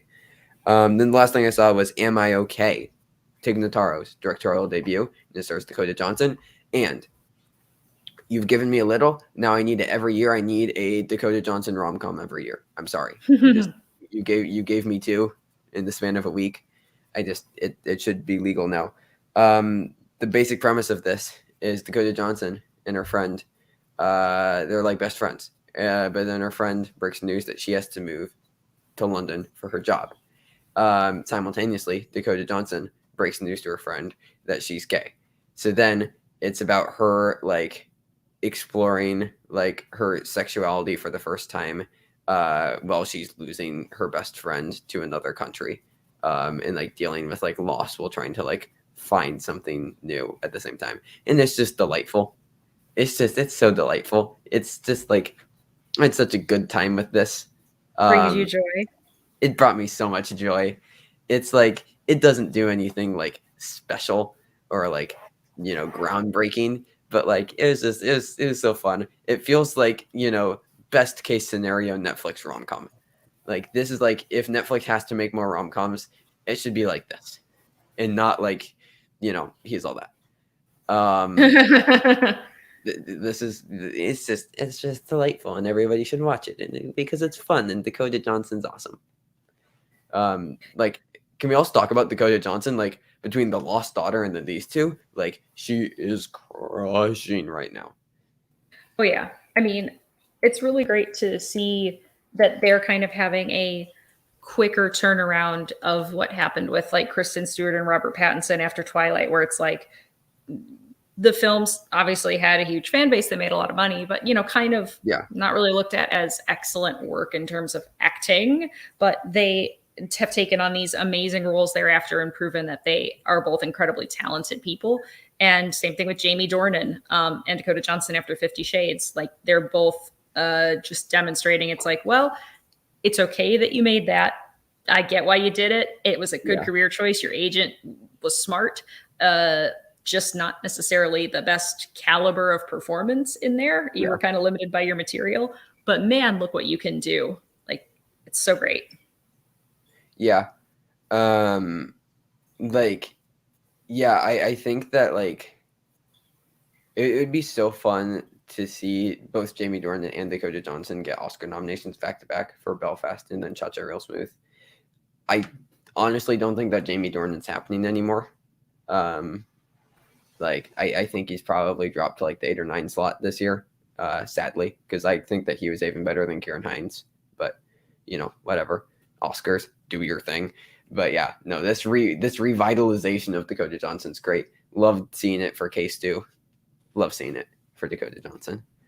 But that's Sundance. So now you have movies to watch eventually. Also, The Worst Person in the World, we both saw it pre-Sundance. But it premiered, well, it had its like North American premiere at Sundance post Cannes Film Festival. And that movie is amazing. We don't have to dive that far into it, but like, no, it's a great movie and everybody should watch it when it comes out in theaters February 4th because it's pretty close to perfect, at least to me. And Renat Reinsve should be getting an Oscar nomination, but you know. And this took way more time than I think either of us thought. So we should probably do a hard, quick pivot to announcing some of our special categories for the Basement Awards, aka the Kitties. And then we can also move on to that Streamlab goal that we met as well. 100%. So, everybody, you're about to witness history. You will be witnessing the first nominations handed out for the Kitties, aka the Basement Movie Awards. So we will be announcing, I didn't count how many categories, but the categories we will be announcing tonight are Worst Picture, Worst Performer, Best Movie Animal, Best Geek Film, Best Short Film Limited Series or Special, Best Sci-Fi Horror Film, Best Comedy Film, Best Action Film, and Performer of the Year.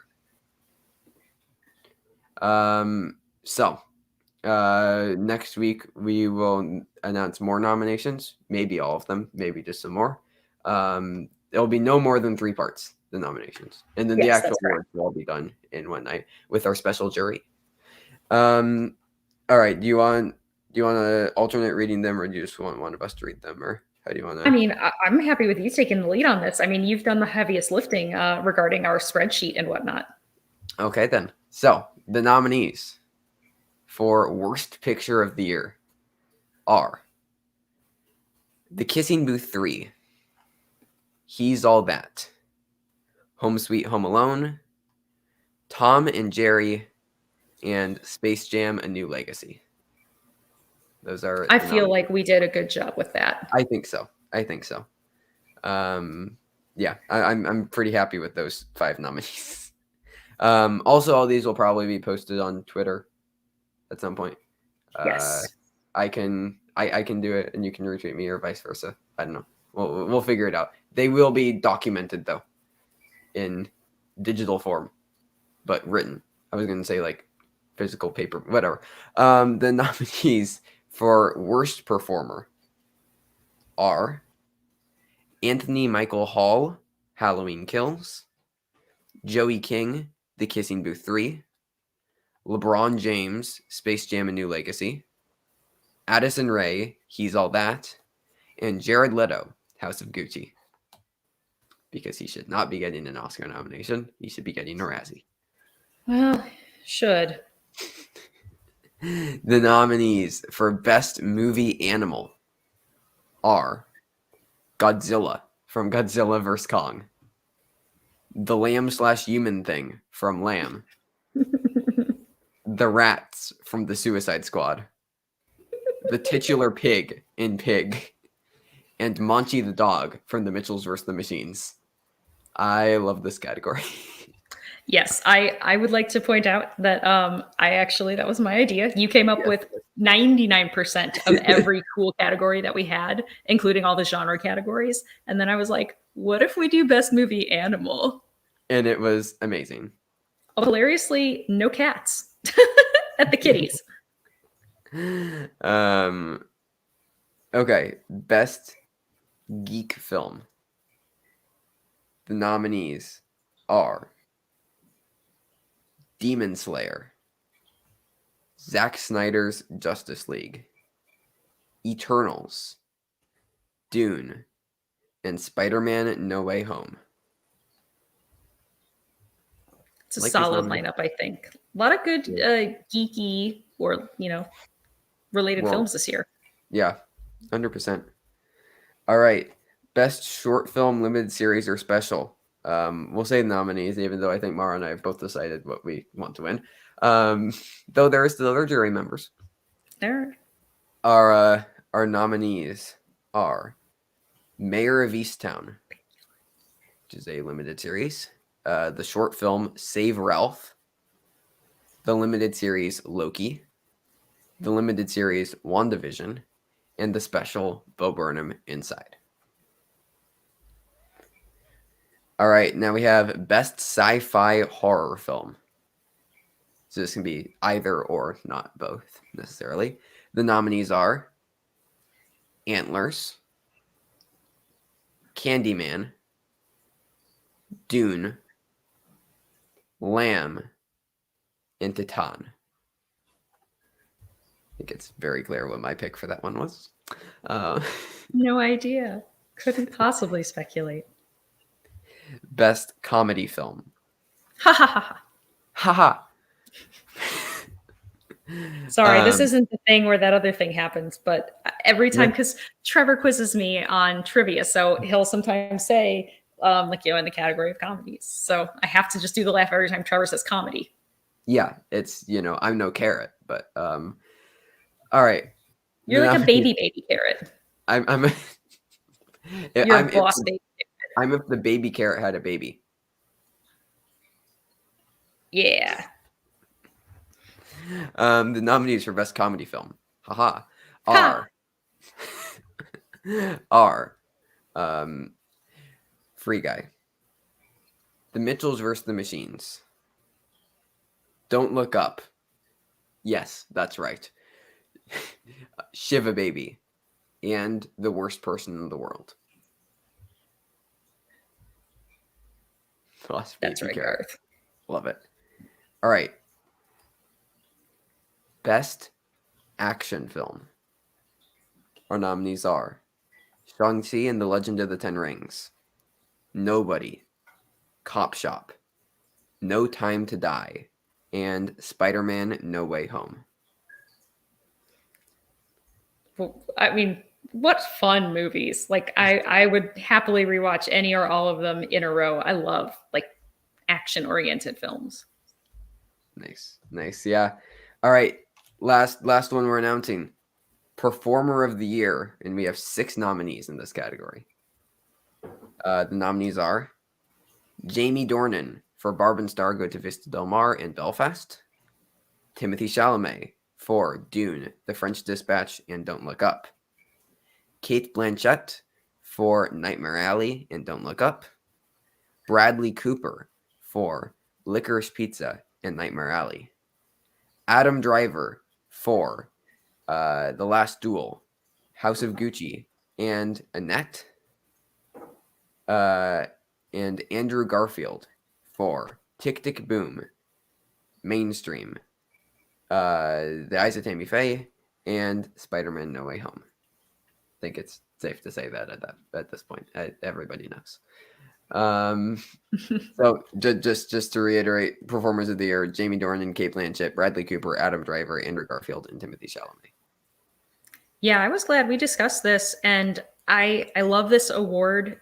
Even if we wanted to say that it was an honorary award, not a competitive award, I think it is important to look at someone's cumulative works in a year because, for example, Adam Driver, sad but true, has probably screwed himself out of any real like significant awards possibility because the attention is split between 3 great performances, or at least 3, or I'm sorry, 2 performances that could easily be like nominated depending on how you liked them. Like one of them is kind of fantastic on its own, doesn't really require any argument, but you split your own vote before something can happen with 2 frontrunners that splits the vote again. So like, and that's not his fault in any way, but I think that you deserve recognition for turning in a large surplus of great material that actually ends up hindering your chances to win legit awards.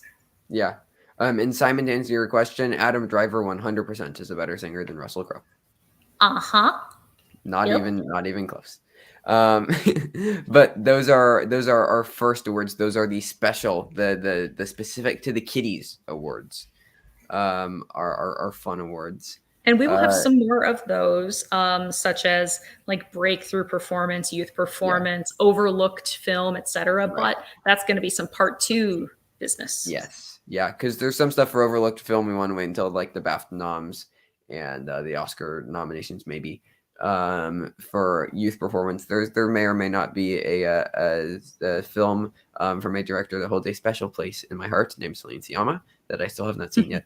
That I would like to see. So there's still some stuff we have to catch up on. We each have to catch up on a couple more movies before we decide on final nominations, such as I still need to see Demon Slayer. I still need to see films like Cop Shop, which may or may not be in other categories, maybe.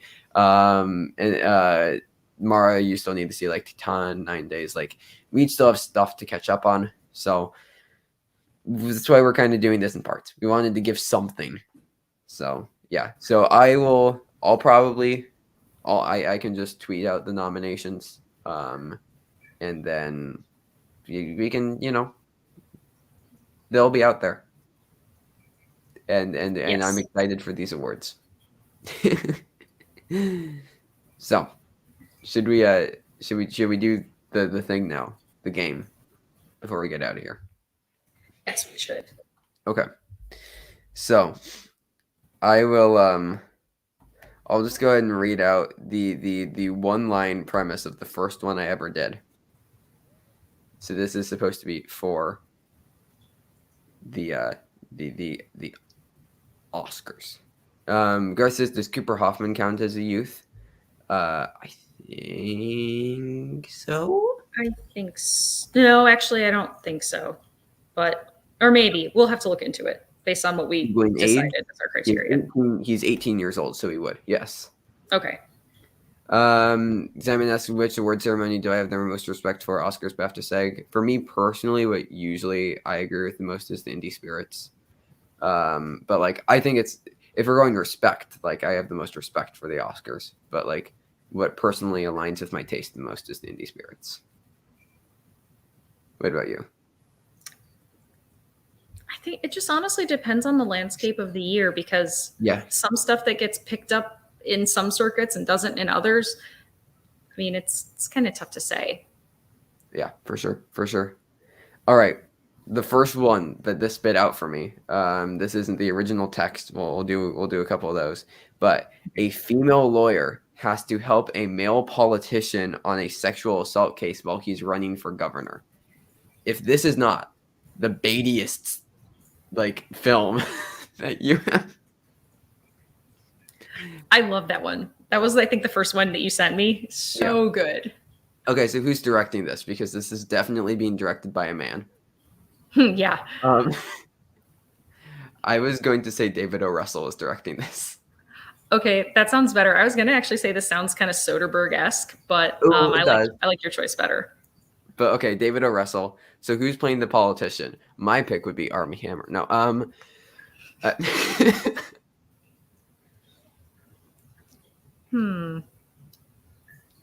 What about? Ooh. How old do we want this person to be? Is this a young politician, do we think, or is this a more seasoned politician? I guess we should think about that. What makes sense? I guess somebody. Like I would say, like middle. Yeah, like middle of their career or something. Yeah, like maybe like 40s, 50s. Oh yeah. Oh, a little more established. Okay. Yeah, that makes sense. Okay, maybe. Oh, you know what? Do we want this person to be like an everyman or like a little more put together? Ooh, I feel like everyman makes sense to like really damage his image. What about Matt Damon? I like that. I do really like that. Nick also suggested Christian Bale, which I think also works. But I really when like is Matt. He ever a bad choice? Right. I mean, of course. Also, Christian Bale previously worked with David Russell, but yes. like famed Irish director. But Bravo. But no, I really do like Matt Damon. I like Matt Damon as a pick. And then the female. Ooh, okay. Thoughts on Daisy Ridley? It's so funny because I was about to say Alicia Vikander, and they like kind of are a little similar, but I like your choice better though in that case. I say Daisy Ridley. So we have Daisy Ridley and Matt Damon, directed by David O. Russell. I love it. I like this. This is really fun. I enjoy this. I enjoy this a lot. All right. Here's let's see. Okay, should I do one that I did right before the show? Yes. Okay. So I'm going to I just did it. I haven't really looked at it, so I'm just going to try and interpret this as best as I can. So we open at a train station, and there is a man who is scratching his head, and he has a heart condition, and he's going to die. So he has been hired to perform regularly at a jazz club where an underground crime mafia don joins his band on the piano. And our main character is increasingly appalled at how racist the crime mafia don is. But like the audience loves him. And then cut to 3 months later, and the mafia don is arrested and dies in jail, and then escapes jail and kills the main character. What is this? This is amazing. What is this? This is really great.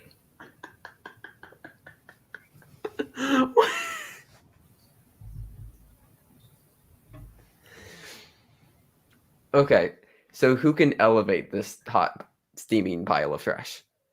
What director? Okay. Oh my gosh, this is interesting. Do we want to choose another David and go with Fincher?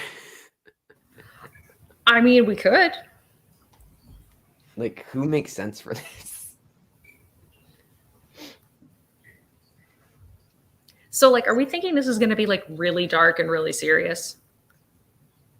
I don't know. Simon says David Lynch, which could I considered it. It depends on which direction we want to take this. Nick says Pacino and De Niro, directed by Scorsese. I feel like that's a little tired. Yeah, I mean, he knows how to handle crime though. Like I don't know. Damien Chazelle, we got the jazz. I mean, I was thinking about like the idea of it being like kind of crime related and stuff like that. I was thinking maybe we just end up, I don't know how much action there would be, but like Catherine Bigelow, I think might be a good option. Another name that came to mind was Craig Gillespie of I, Tonya. Lars and the Real Girl, Cruella. Okay, hear me out. Okay. What if this movie was not serious, but it really thought it was serious, and it was directed by Michael Bay? That's the answer. Okay, great. Yes, Michael Bay. Simon says Roland Emmerich because it sounds like such a disaster. I thought about that. I gotta tell you, Moonfall had better just be awful, or I'm gonna be very disappointed. Me too. Ken says Kevin Smith. Nick says if it's broken, don't fix it. Fair. Okay, I do really like if it wanted to be serious, the Safdie brothers would be great for this. I love that. I say we go with that. I actually like that better than Safdie brothers. Yeah. You've won us over, Nick. Yeah, I love that. So okay, then who's starring? Okay, because he seems like he's just like not a great person. No judgment. Miles Teller. As who? As like the main, as the Don. Like, okay. What if he's like this young up and coming like crime guy? I don't know. That came to mind for something. That could work. Like, yeah. That could work. I was thinking Leslie Odom Jr. Oh yeah. Yes. Oh yeah, and especially because we're like the screenplay, like the plot synopsis incorporated ideas of like racism into it. Like, well, also like music, because he's obviously incredibly gifted musically, so I feel like he could meld those two things together really well. Plus, he's very, very handsome. Yes, I mean, I just enjoy looking at him. You are not alone. But yeah, no, Leslie Odom Jr. I love as the lead. I'm not completely talked myself into my own pick of Miles Teller yet. If we wanted to go with somebody older,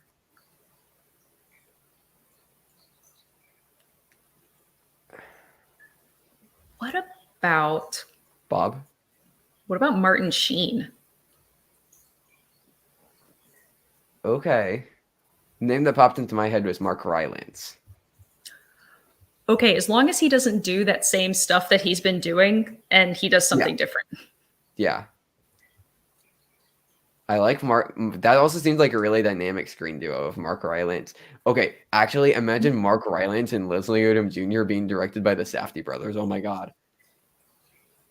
I think that they could definitely ring out a unique performance from Mark Rylance. I'm on board. Simon with a strong counter. Meryl Streep as Dawn. I would say that if we had a different director, we could subvert expectations, but I think we should actually stick to... That's the Michael Bay version. Exactly. I love it. Nice. Okay. Let's do this can be our $10 one, and we can definitely play more of this game, but this will be the last one.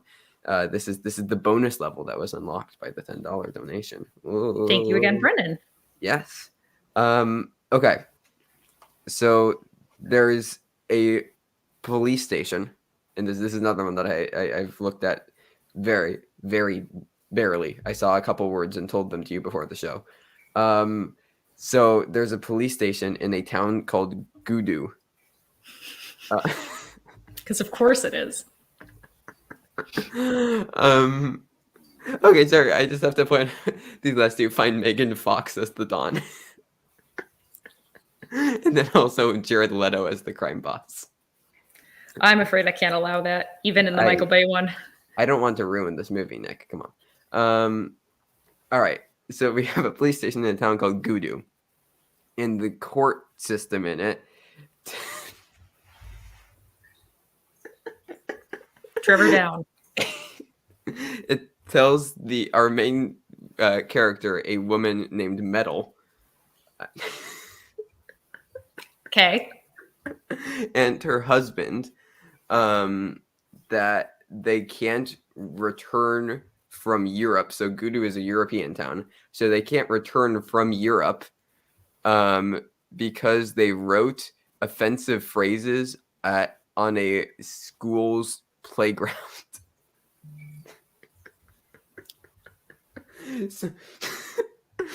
So then they have to stay in the town of Gudu. Like, they just aren't allowed. I don't understand the logic. So Okay, I'm going to send you in the private chat. I have the perfect casting, but I'm not going to say it out loud. So they stay in the town of Gudu, and they have trouble adjusting to this new home. And the two parents, Metal and whatever her husband's name is, suffer from rage and like abuse the children. The children, one of them is named Diane, and Diane escapes from home and takes drumming lessons from Saoirse Ronan. Not even a character played by Saoirse Ronan, just Saoirse Ronan, who's just living in the town of Gudu, I guess. So she takes drumming lessons from Saoirse Ronan, and then becomes like a famous drummer and rises away from the town of Gudu to become a European pop star. It's perfect, isn't it? It's like it took like different elements of Oscar bait, like, you know, a child in like a bad situation with parents, and then they escape through like music, but then everything around it. Wait, okay, I have to see the casting that you said.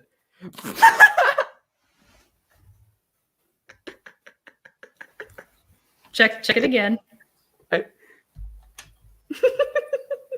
Can I not? Are we sure we can't say this?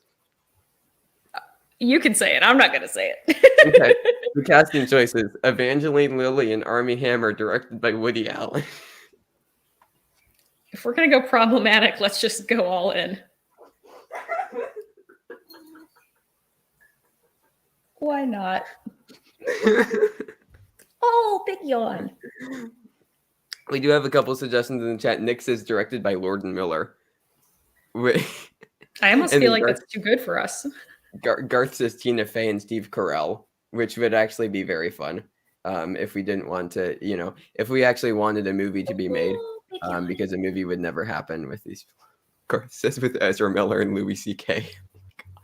In a way, I will say this: we should have thought to be progressive enough to consider a same-sex couple, because I did not. I mean, I know that he is fluid, or they are fluid. I'm sorry, but to have thought to consider that, I like that actually. Yeah. Let's just go progressive if we're going to go with people that are problematic. Yeah, yeah. I mean, I think it's fair that you didn't say it. The robot, the AI wasn't very progressive. It did specify, but still, the robot did. You know what? We can be Metal? Better than the robot. Yeah, that's true. That's true. So between Ezra Miller and Louis C.K., who's Metal? Because I would go with Ezra. I think so. I think they would be more fitting for that, because it seems like a role for a younger character. Yeah. And obviously there's a huge age difference between them. So I think our options are Ezra Miller and Louis C.K. directed by... How did we not think of this? So does the woman run away? Who's playing the daughter? Because Saoirse Ronan's obviously playing herself. But but who would play Saoirse? Wait, no. If we want to have somebody play Saoirse Ronan, have Florence Pugh play Saoirse Ronan. That could work. And That could then work. the daughter is Saoirse Ronan. Nice. Oh, that'd be great. That's like it's almost like Julia Roberts in Ocean's 12-esque or whatever. Yes. Yeah. Yeah. So we have Saoirse Ronan plays the daughter, who then runs away with the character named Saoirse Ronan, played by Florence Pugh. And her parents Love are it. the Armie Hammers.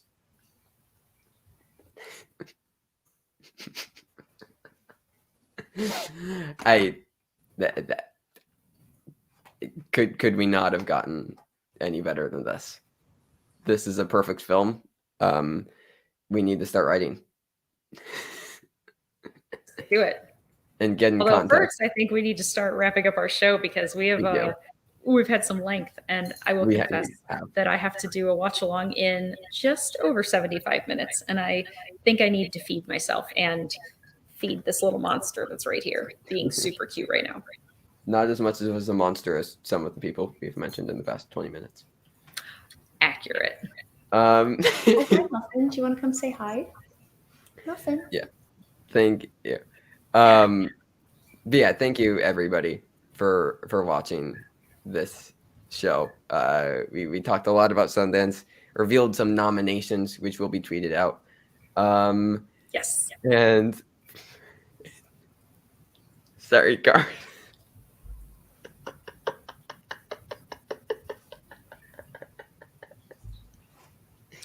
It's pretty good.